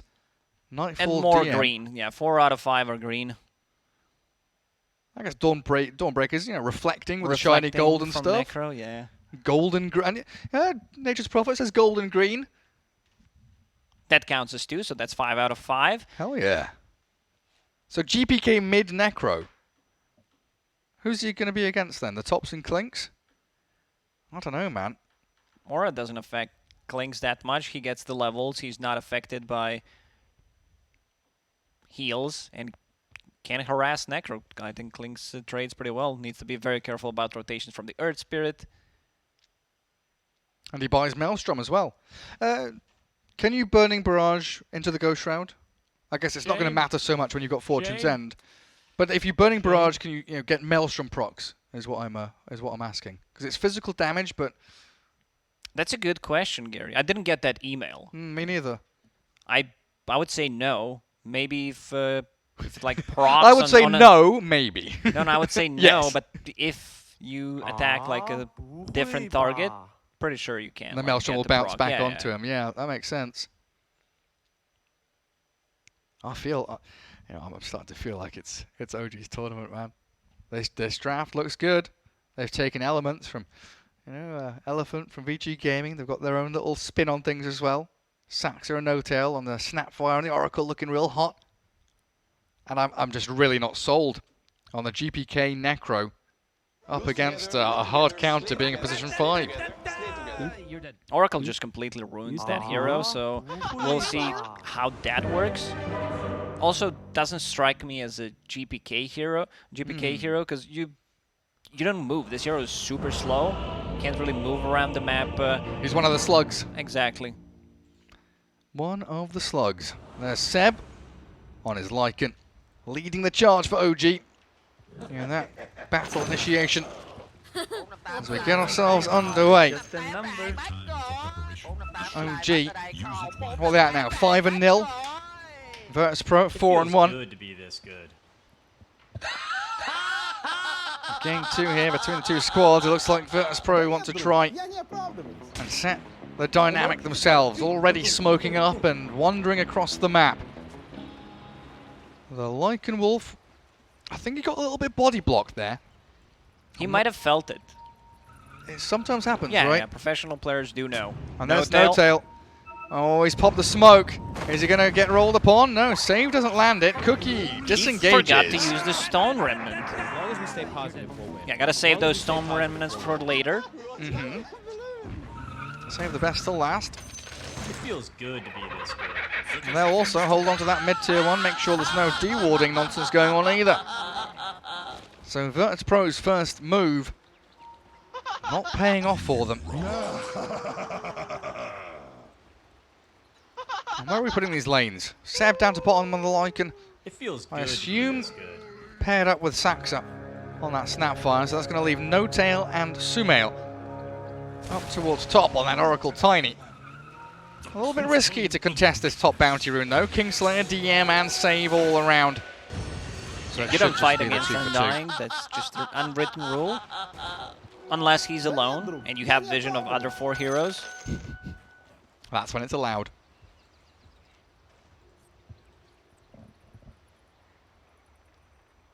An Observer Ward from VP. You're going to be scouting out any stacks that the Oracle's going to try and make. So what is it? Save and DM top, this Earth Spirit and Nature's Prophet. Necro against the Clinks, so nothing really unexpected here. And of course, Undying against the double strength heroes down at bottom. Should feel pretty good for VP, but it's Seb and Saxa already laying on the pressure towards this Dawnbreaker. Gotta be careful playing against Undying as 2 strength heroes. Try to keep the distance. Saxa so far doing a good job. Yeah, so far so good. Seb getting some good damage in onto them though. Chipping away at their early regen. Force them to expend as much as possible. Cookie back towards the Undying. Decay's up in a couple of seconds. Seb bullied away from lane by the Kingslayer. Top of the roll in from Save. Doing the exact same thing. Battling with Sumail. Force him to eat through those tangos. Trading out very effectively. I think mid lane is the interesting one for me. How does Klinks match up against Necrophos? Because 8 and 4 on GPK so far. Starting to dominate the lane, isn't he? I thought Klinks is going to be able to trade a bit better, but Necro just playing on the high ground, having extra regen, killing the creeps. I guess 48 base damage against 62 base damage makes a big difference between the two mid laners. And GPK even bought a casual Ring of Protection because he knows that it's pretty much all physical damage. Oh, Thompson can't really deny, can he? He'll get last hits here and there, but he can't really deny against the Necros. That's going to be always free regen for the Necrophos.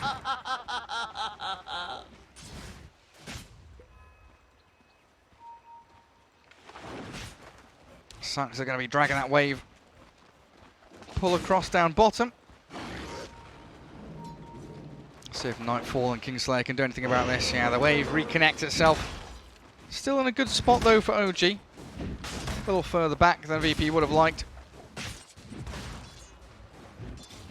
It's such a nightmare laning against Undying though. Especially with 2 strength heroes. A bit of a different build coming out from Seb than from what we've seen. And no sticks on either of them, right? Yeah, they didn't get any sticks. He decided to go for Crown as a first item compared to Helm that we've seen in the previous series. That's a curious choice. Nightfall gives it a go. Save gonna attempt and succeed at any pull or stack that No-Tail was attempting. He wants the high five, but I don't think No-Tail will give it to him. And again, peeking the roll onto No-Tail. DM with the body blocks of the Treants, getting in front of the Oracle. But a good avalanche means Sumail will hold them back, and any kill attempt gets thwarted. Well, I want to peek in this mid lane again, man, because 29 and 12 is a ridiculous creep score against the 15-0 of Klinks. It really is, but Thompson, like, he loses the lane, manages to come back. Needs to be a bit careful once Necro hits that level 6. Has a bottle, so can't pick up the water runes. Does not have a point in Skeleton Walk yet. He will get the farm. Eventually. Someone will stack the Ancients for him, stack the camps, Sumail. Even with the roll missing, they've got enough damage to get on top of the Tiny. And you just think about if Save had landed that roll, it would have been so much simpler. Sumail is a big kill for them to grab too, while GPK back into bully mode, chasing Thompson down. Might even be able to get a kill here. I mean, Thompson, he's just been Reaper's Scythe. He's about to die. GPK, oh, he doesn't have mana for another. Oh man, Thompson. Skeleton Walk. 30 health. Meanwhile, No-Tail dies up at top. Tiny's having issues dealing with the Treants. Also, he's sitting at 0 armor, Blightstone. Reduces it to -2, so Treants dealing more than 26 damage, which is very nice. Good thing that Thompson did not die there. Adding extra 15 seconds on a death timer could be pretty big. Saxa, as a good bro, TP's mid, gonna refill the bottle. Getting killed by Necro this early on as a core is just devastating. Thankfully, it didn't It's happen. like going to the toilet without pausing the game. They're just out of things completely. Oh, you know, we saw this in game 1 though, right? The lane domination of Sumail forced to avalanche. He's sprouted up and caught in the trees now. Save has run out of cooldown, so can't keep giving chase. And they do have the salve to fall back on. What's his net worth now? 2,600 on the Necro. What kind of build do we expect from a mid Necro at this point? He's going for power tread, so there's not going to be any... No Greaves? No Guardian Greaves. Oh, hang on. Oh, hang on, Thompson. Oh, he's dead. Kingslayer's found him, and Sax has already spent his cookie. They scout the stack, so GPK is looking for that, but also hunting Sax's poor little Snapfire. They're TPing in everybody. Saves rolled in. DM's come. They want the mid-tier Courier's one. gonna die. I don't think DM needed to come, but if he summons the Treants, they can push some tower damage. Looks like it's going to be, at least for now, a Cloak and a Wand for GPK. He might be going for that Eternal Shroud build we've seen. Structures are fortified. And even that tier 1 tower down, bottom's being pressured. Another disgustingly brilliant laning phase from Virtus.pro. Oh, Reaper Sight is ready. Oh, they've got him. Down goes Seb. 35 seconds. Level 4. Once again, Virtus.pro putting a ton of pressure on OG early on. High-five him, man. He's high-fived, he's pinged you, and Nightfall, that's just tragic, isn't it? Tier 1 tower still alive for now. OG are going to have to sacrifice it, though. Saxa might even get dived. Not going to jump to the Celestial Hammer. Just finish off the tower. Well, mid lane probably going to be their next port of call. Swing from objective to objective.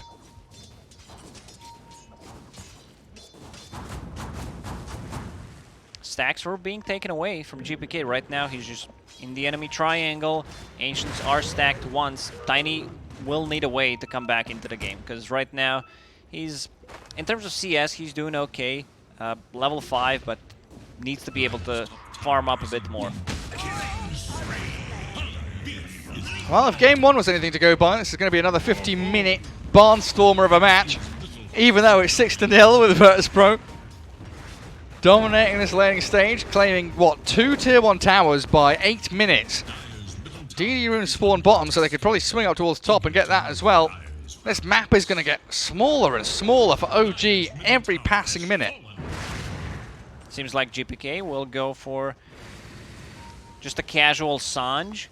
I don't mind Kaya Sange, but also Heaven's Halberd is going to be amazing. You have 3 cores. I think it should be Heaven's Halberd, because you are playing in against 3 cores who rely on healing. That's a beautiful tombstone. Have they got reveal? They don't. They can't see him. He's just invis. Tombstone, Soul Rip heals it up a little bit, but Saxa and Thompson make short work of it. And we're still building up to these timings. Seb has got the helm. Saxa, level 4 Snapfire, 9 minutes in. Cookies over the Ancients, but saving Kingslayer as they do Reaper Scythe, no tail. While Saxa chased down by the Earth Spirit, who gives up on that for now. If you Reaper Scythe Oracle, he can't use his spells against you or Funnily enough, he can't. Stop the damage. Thompson, no boots, Javelin, something that we've seen from Sumail as well when he played it. Just get that Maelstrom, try to farm up. I'd love to see a heat map of Virtus.pro for the first 10 minutes of this game, because it feels like it's all been this dire triangle, playing incredibly aggressively on the dire side of the map. And Kingslayer, body blocked very nicely by Sam. The Hellbear smashes in front of him. And the Chat Wheel Lions come straight after. It does mean, though, top lane completely wide open for DM. Pushing onto that tier 1. OG will need to buy time. I think Virtus.pro understands that they're so much stronger at the moment. They will have a really good timing on Orchid, so they can cut into backlines, Earth Spirit rolling in, silencing Oracle for a long period of time. Can't use his abilities. Fight with the Tombstone. Just keep putting the pressure out on the map. Another tower done. Yep. What's the chances Dawnbreaker goes for Radiance this game, Lacoste? Oh, I think he's just going to go Radiance this time around. I don't mind. You're playing the Mischance against Tiny, against Lycan, his units, against Clanks. I think it's a great Radiance game compared to the previous one. Much better this time, Oh, yeah? for sure. We'll see what he gets up to. I'm just wondering if it's one of those things, you know, he tried it game 1, his team told him, no. Don't do it again. As VP rally themselves and prepare to fight down bottom, but Notel and Sumail, they've caught them unawares. They roll forward, catching out the Oracle, sprouting him. He's got himself a Fate Edict, but that's not going to save him. No level 6 means no false promise. And OG, they lose Oracle, but get a tower. Dire's courier has been killed. Sumail's switching his item build, trying to get a Blink Dagger first. I guess thinking is, oh, Dobson, Dawnbreaker, not fast enough. He even tipped him straight away. Meanwhile, Undying on the wrong side of the map for himself.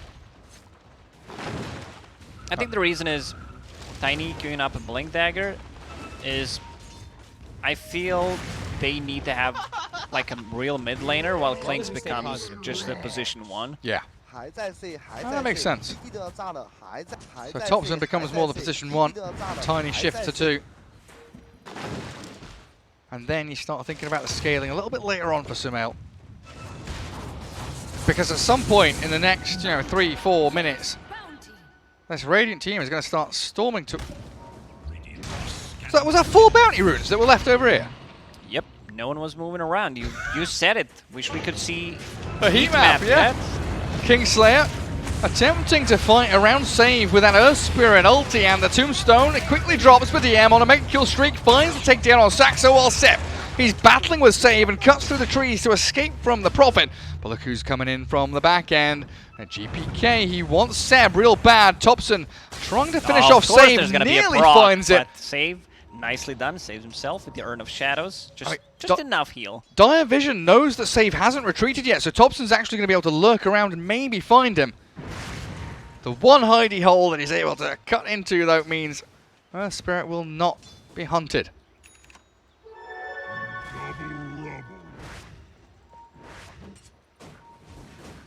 It feels like DM's having a pretty free game. 7,000 net worth. We've been praising the Dawnbreaker, the Necro, everyone else, but Nature's Prophet, top of the net worth right now with Orchid, and he's about a third of his way towards a BKB. This is a scaling core. Necro also could afford to get like items that are not mid items in case it's needed, because you know that you will get the damage from your offlane. Sucks at no tail. Yeah, gonna give away that they've got vision in the area though.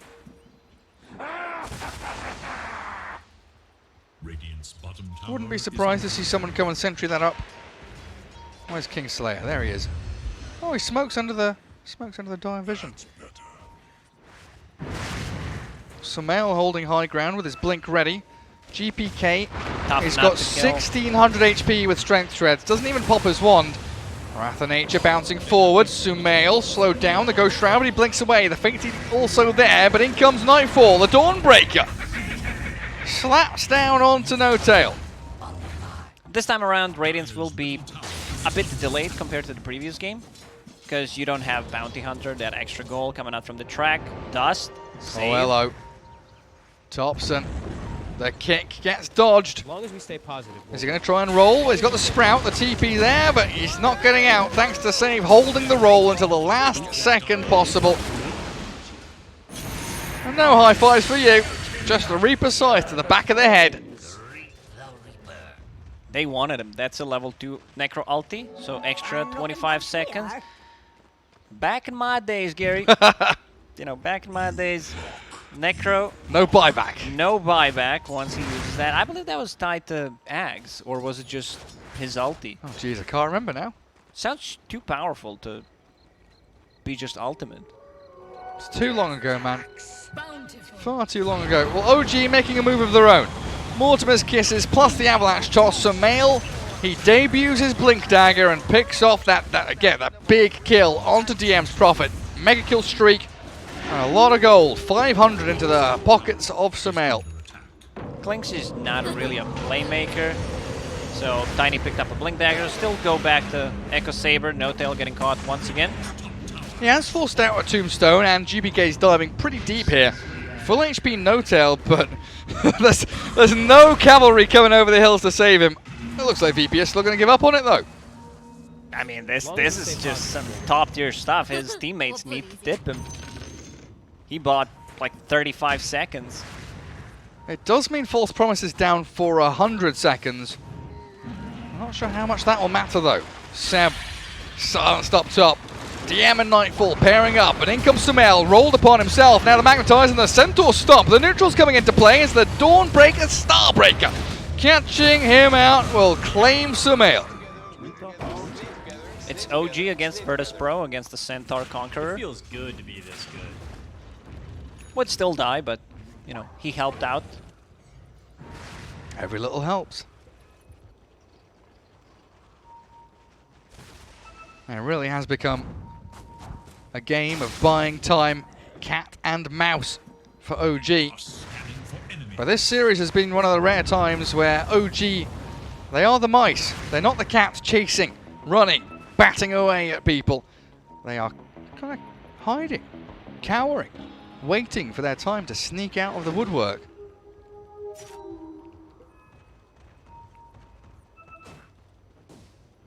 Seb about to finish his Helm of the Overlord. As long as we stay positive, we'll win. And GPK looking to finish off his Dagon. Hood, Kaya Sanj, Dagon queued. He knows what he wants to do. Kill the Oracle.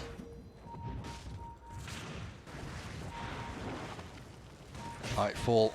Now a recipe away from Radiance. And a pretty firm grasp on the mid and the top lane here from VP.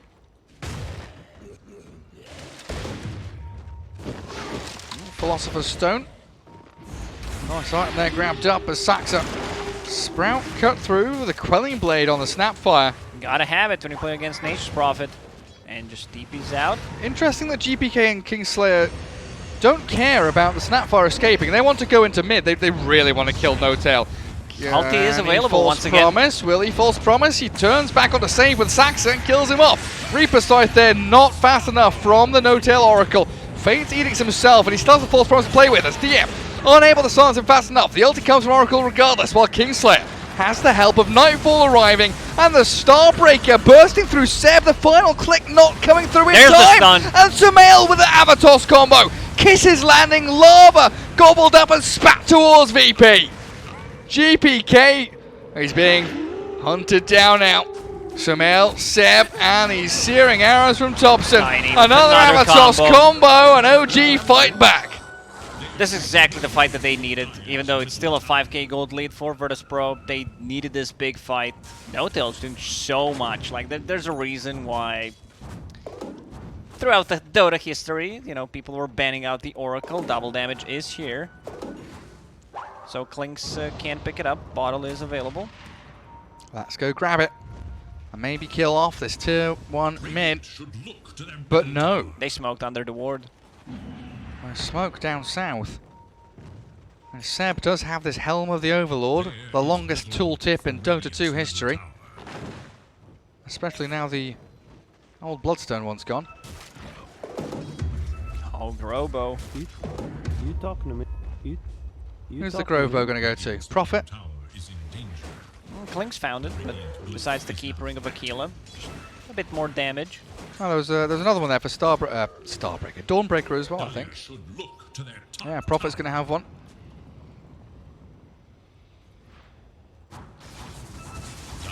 GPK, sat mid.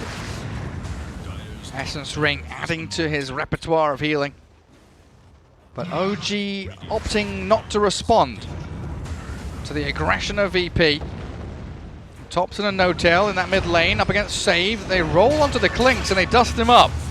Heals and the Fate's Edict in onto Thompson, but now he's disarmed, and that means GPK and Kingslayer, they're diving tier 3s. They're going into the OG base. They lose Save for the Reaper's Scythe. Not enough damage. Doesn't kill Thompson, and No-Tail with a save.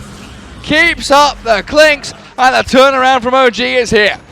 Saxa aiming the tombstone. GPK, he's got enough left in the tank to keep playing forward, and Nightfall with the Radiance damage burning through them all. Jumps onto No-Tail, clears up the Oracle. They toss GPK onto him. This Necro, he's just got so much heal. Tops him with a DD though, bursting through them. Oh, and Sumail with a double kill. Slaps down Nightfall. I don't know if GBK can escape now. Oracle has returned. A counter to the Necro arrives, and Sumail gets a triple. Oh man, Virtus.pro, we gotta give them credit. Oi! What are you doing down bottom? You cheeky devils taking barracks. They dove tier 3 towers, even tier 4 towers, while, you know, Seb is just doing his own thing on the bottom, managed to take the tier 3 tower, and I don't think he's gonna be able to kill the melee barracks. If he focused the melee barracks straight away, he could have gotten it. But buyback from No-Tail, he was keeping alive. Spells were not chained correctly, that they were trying to silence the Oracle twice, didn't manage to do so, and Oracle just, you know, keeping himself alive and keeping Klinks alive. It feels like OG are just on another level. Virtus.pro, you know, potentially outplaying here and there. Laning phase looks spectacular. They're getting items, they're building up momentum, and then OG just make one move and undoes everything. Just unraveling Virtus.pro's game plan. There's still a tier 2 tower. They were almost... I think they got hit by tier 4 towers, considering how deep they were. They thought that they can't die, you know. This is what Virtus.pro historically struggled with. A bit over-aggression. Necro's super tanky, but they also need to be able to deal damage so that Reaper side actually kills him, and they need to deal with the Oracle. Necrophos decided to upgrade the Death Seeker, get the Shard, so that's also very nice. Lower the magic resistance, which means more damage from the Reaper side. And look where Seb is again. Down bottom we go, boys. Let's finish off what we started. Half HP melee barracks, but Virtus.pro are getting ready for him. Nature's Prophet TP's in mid.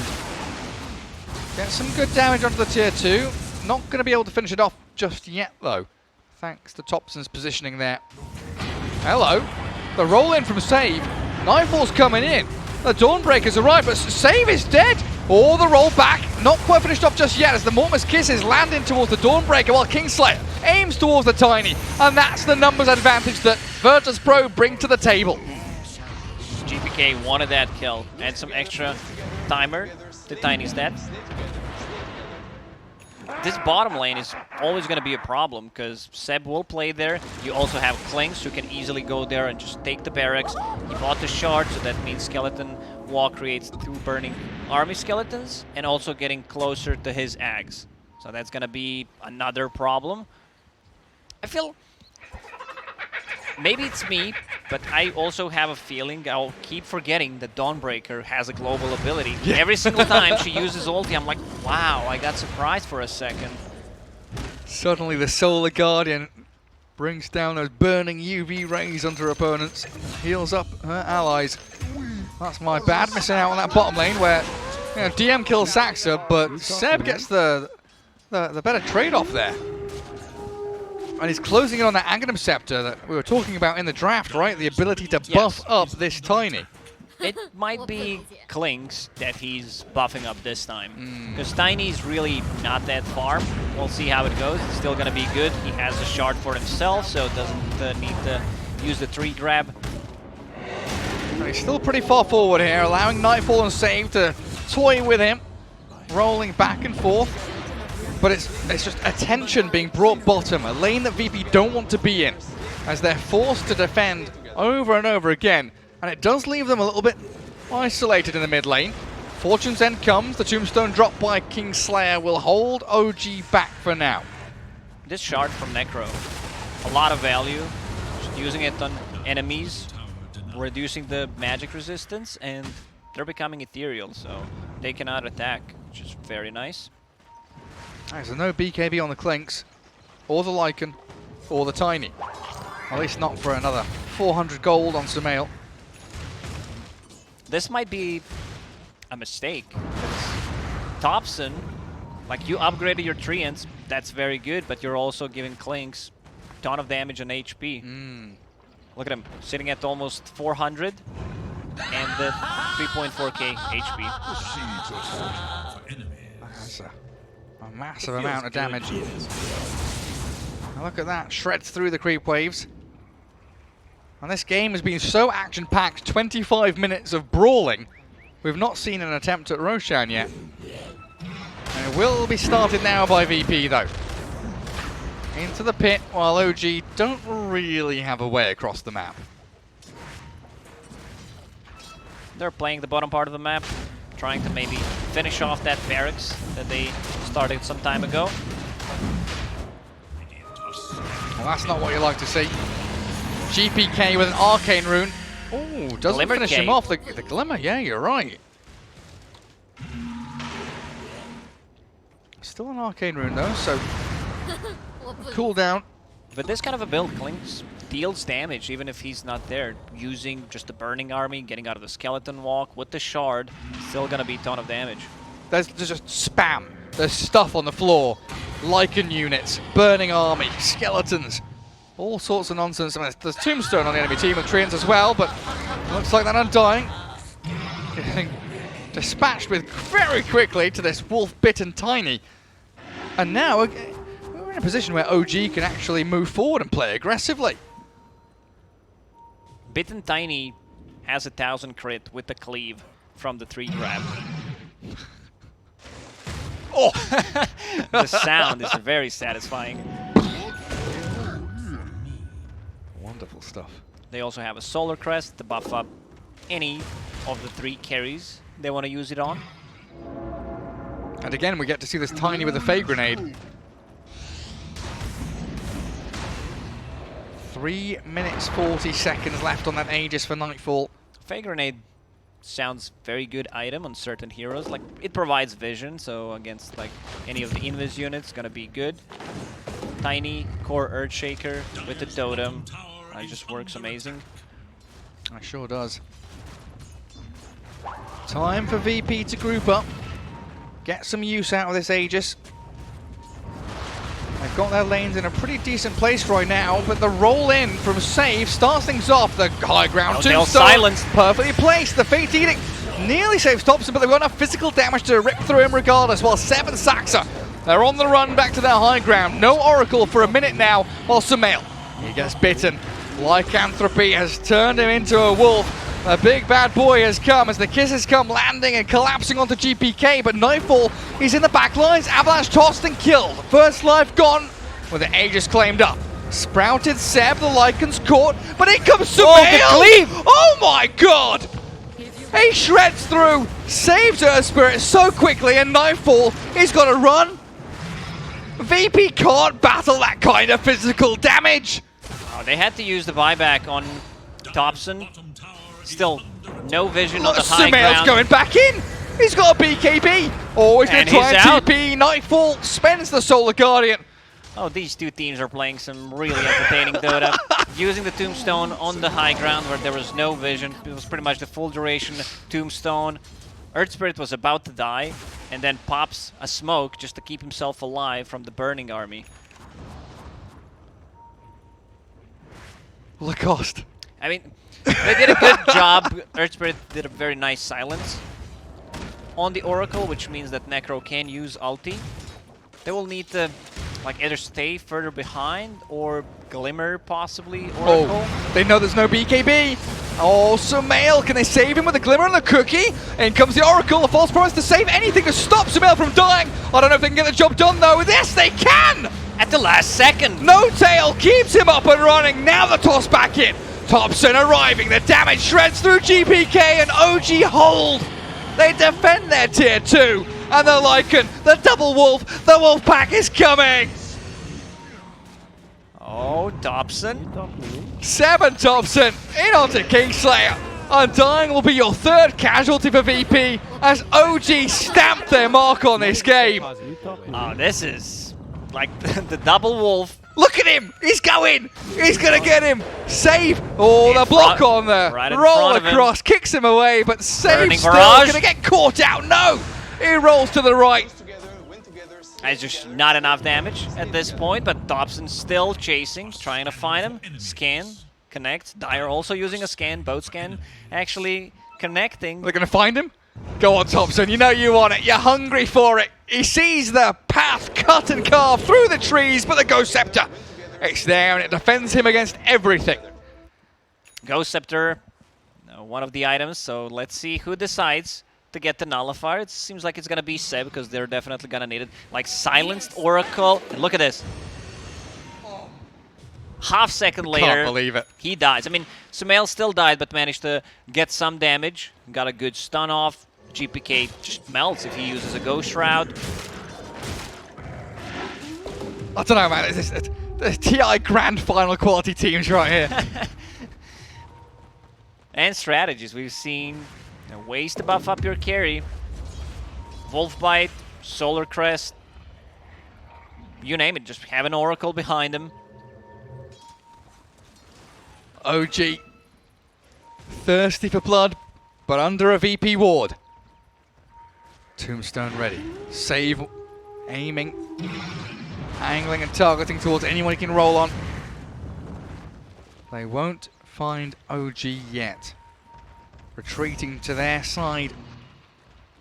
A triangle high ground is where they'll be for now. And a gem on Earth Spirit means Thompson's escape wasn't quite as simple as he would have liked. Also a gem on Oracle, so they want to get... Like, you want to be able to get gem as fast as possible in most scenarios when you're playing against Lycan, when you're playing against Clinks. You can't smoke. Wolves are going to be super annoying all the time, revealing your position. Just being able to get rid of the wards. Thompson getting closer to level 25. Still level 23. And also closer to Scotty. That's going to be a big one. Reducing the healing from Necro and Undying. Well, they spot Thompson clearing that mid-wave. The smoke will come to naught, though. And we still have at least a minute and a half wait until Roshan. Virtus.pro cutting mid, pushing top, preparing themselves so that for the push onto high ground. But again, we divert our eyes to bottom lane.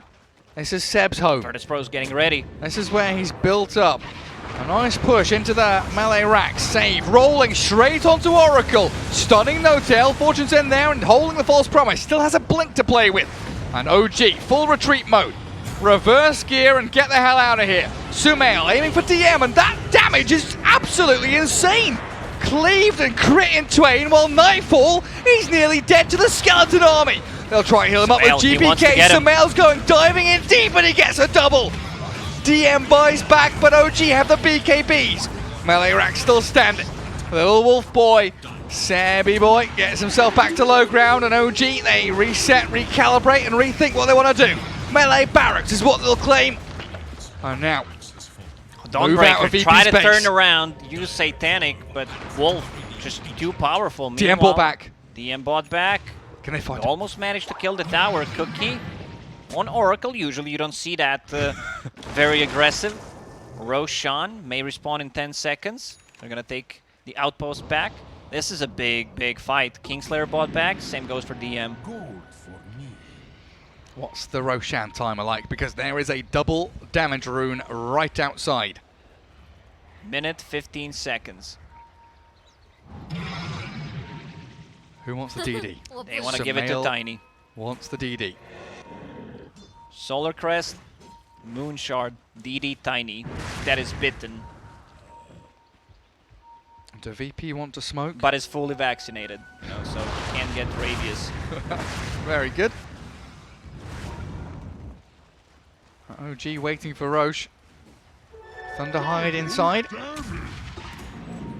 That bonus damage. A little bit nuts. Yeah. Glimmer Cape, Solar Crest, Here he comes. Whatever he finds, that just straight up dies. Oh, 1600! Okay! Wait, another one? Another one? Nah, DM's gone. Save is gone. Jeez Louise, but that's now 1 minute with no one dying. This is too powerful. I mean, here comes VP. Roll onto Thompson. Reaper's sights in. Thompson's still alive. Where'd the save? No! There's no false promise. Cookie's too late. Thompson down for 2 minutes. No-Tail was not close enough. He was on a different side of the map. Dawnbreaker hit level 25. 2-star breaker charges.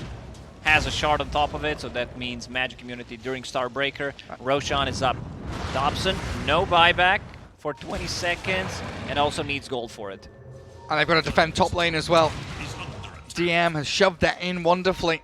So OG's attention moved across the map, and Saxa rolled upon by Save. Now 2 heroes short, and it looks like No-Tail's going to get burst down as well. Oh man, I love this game. Just back and forth, this whole series. You don't know what's gonna happen, and you know, teams playing for fun, it seems. Hey, looking at buybacks now, you know, Tiny and Earthspirit, the only two with it. Everyone's been spending their money for big items or buying back non-stop. 25 to 24. Net worth difference, sod all, there's nothing in it. Dead even game, but this second Roshan could be what makes the big difference between these two teams here at Game 2. That's a shard. Undying does not have a shard, and also Earth Spirit does not have a shard.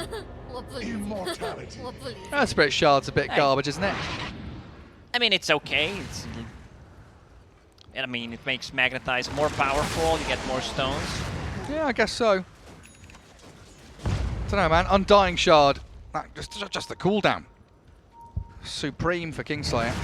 Cooldown plus a zombie. Hello, Save. He's walked into Death's Door here, it looks like. Sumail is in wolf form and BKB'd. Nightfall with that Solar Guardian moves forward with a Nullifier on GPK. They've got the way to burst through. And the Ghost Shroud's gone. That means Sumail finds the crits. Now Nightfall's the one in trouble. BKB at the ready with a Satanic 2. Zombies are chasing them all across the map, and Kingslayer, another Nullifier from Seb, means his life is cut short. And Nightfall, he's Satanicked up, but Sumail just keeps on chasing. No-Tail now comes in, and this poor Dawnbreaker. You can't even BKB TP out. The wolf is at your door. Sax is here. Spider legs are good. Cookie not landing. Nightfall escaping. Celestial Hammer gets a bit of distance.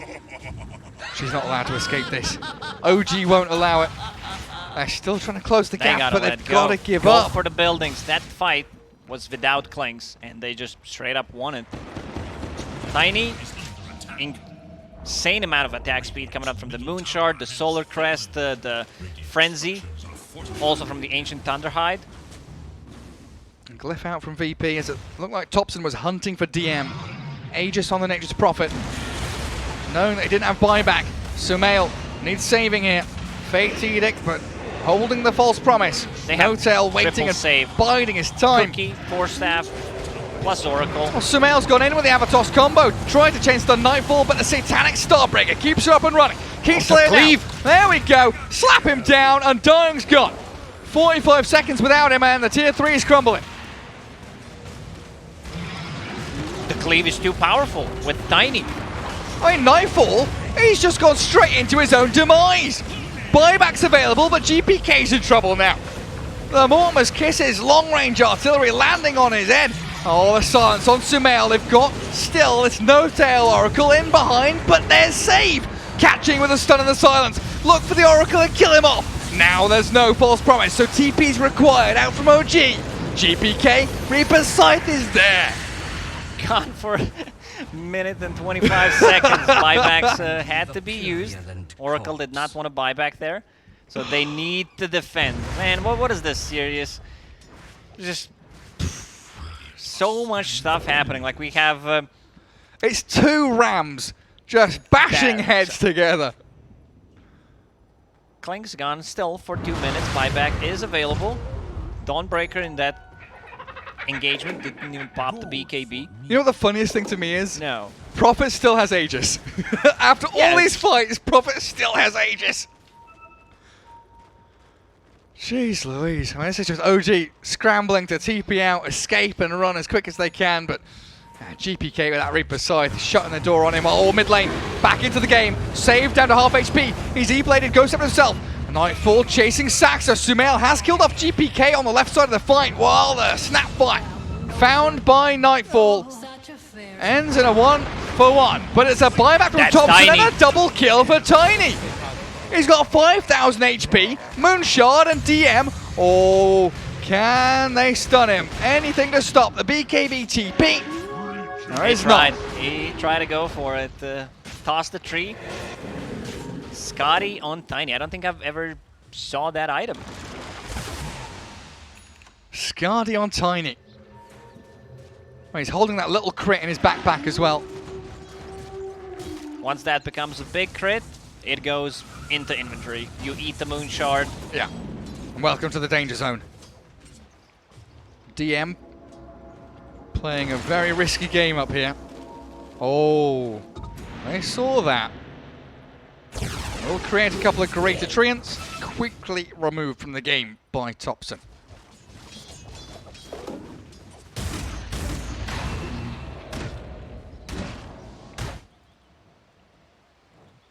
And we knew this was going to happen, Lacoste. Yeah, I mean, we predicted it at the start. 50-minute game.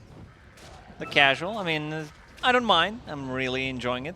If I'm not talking a lot, sometimes I forget I'm at actual I'm just watching. work. Yeah, this is I should say something, but you know, I'm just sitting there chilling, enjoying good Dota. Every once in a while I look up and I just see Lacoste staring longingly, longingly at the screen. Oh, Dota 2, my one true love. Tower is under attack. Ascetics cap. Not something Seb wants, sends it all the way back to the stash. Oracle with the Psychic Headband, can't keep the distance. Trying to farm up Eon Disc, which is going to keep him alive. Give him a bit of a status resistance and keep him alive so he can keep others alive. Radiant's top tower is under attack. DD rune. Needs to be careful not to show. Like, one Nature's Prophet ulti, it could proc Eon Disc. How many times have we seen DD rune DD spawn top? is Like seriously, just there. It's permanent. It exists. Permanent fixture. Thompson. Oh dear. Oh dear. There's the Reaper's size. 160. 160 seconds. And OG, they're still going to look to fight even without their Thompson clinks. Sumail's there, but not enough damage to bring down Nightfall. A DD Dawnbreaker turning and hitting into the Lycan creeps. Seb, Sumail in the pit, but GPK has so much heal, gets the Ghost Shroud off, and there's nothing to stop him now. Sumail trapped in the Sprout. He's gone for 100. Buyback is available for Sumail. Still very surprised they decided to take a fight. It was a double damage Dawnbreaker. No tail. Give him the high five. Nightfall picks up a killing spree. 2 heroes dead with buyback on OG. Virtus.pro in the driving seat potentially now. As Seb scouted, found by DM. Silenced up with no BKB. He's going to go and try for the TP. Yeah, easily makes it home. Ancient Black Dragon, easy 250 gold on top of it. He also trying to go for Satanic. Is this where VP can end the game though, Lacoste? Twinks is dead, still for 86 seconds. Can they go tier 4s and end? OG, halt that idea for a couple of seconds. Glyph expended. Nightfall loses about half of his HP. Still has the Satanic though. As OG look to mount their defense of this mid lane, tier 3 or tier 4s under attack. The onslaught's coming from Virtus.pro, but the big bad Wolfie, he's biting people, and Sumail's in onto DM, and the BKB though allows him to stand his ground and stay alive, while Notel forced to false promise himself. Cookie off to the right hand side, but Virtus.pro, they're giving chase. They know they have the numbers advantage now inside the OG base. And there we go. GPK picks up Notel and forces the buyback. 30 seconds, still without clinks. Tier 4s are falling, but is it fast enough? OG are throwing everything they can at VP at this point. Cookie, kisses, tiny avatars. They combo up safe, but it's just not enough. GPK grabs the double. Sumail's down and out. There is no more action for OG to have here. Virtus.pro in a 5v2. Grab up that tier 4, but no. The creep wave, they need save to bring it into the base. GPK, he chases in, Saxa down again. Ultra for GPK and VP. Thompson. I don't know if Thompson can do this, man. Lacoste, it's over. Thompson's down and out. Virtus.pro finally have cracked it. Oh man, what a game. What a game. He was dead for too long. Like, Thompson spent the almost full 3 minutes dead after he was Reaper-sided in that fight. And Seb trying as best he can with a nullifier and whatever he can dish out to VP. But a massive GPK Necro shuts the door on OG and they tie things up 1-1. The most exciting draw in all of gaming's history. Yeah, he could have done whatever he wanted, you know, for those 3 minutes. Go to the toilet, check social media, see what's up, you know, try to think of something, a way to come back into this game. But they had too many Ghost Scepters. There was one Nullifier. They had also E-Blade. On Earth Spirit, they had Shroud.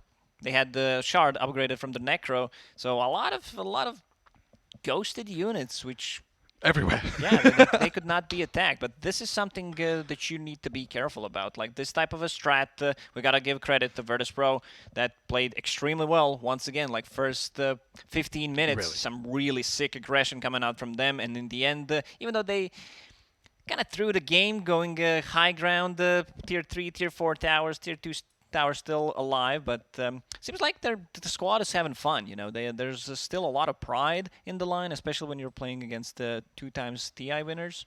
Yeah, especially after game 1, right? Yeah. You know, having the laning phase go so far your way and then swing back. But yeah, that's it. What a day 1 for the TI group stage.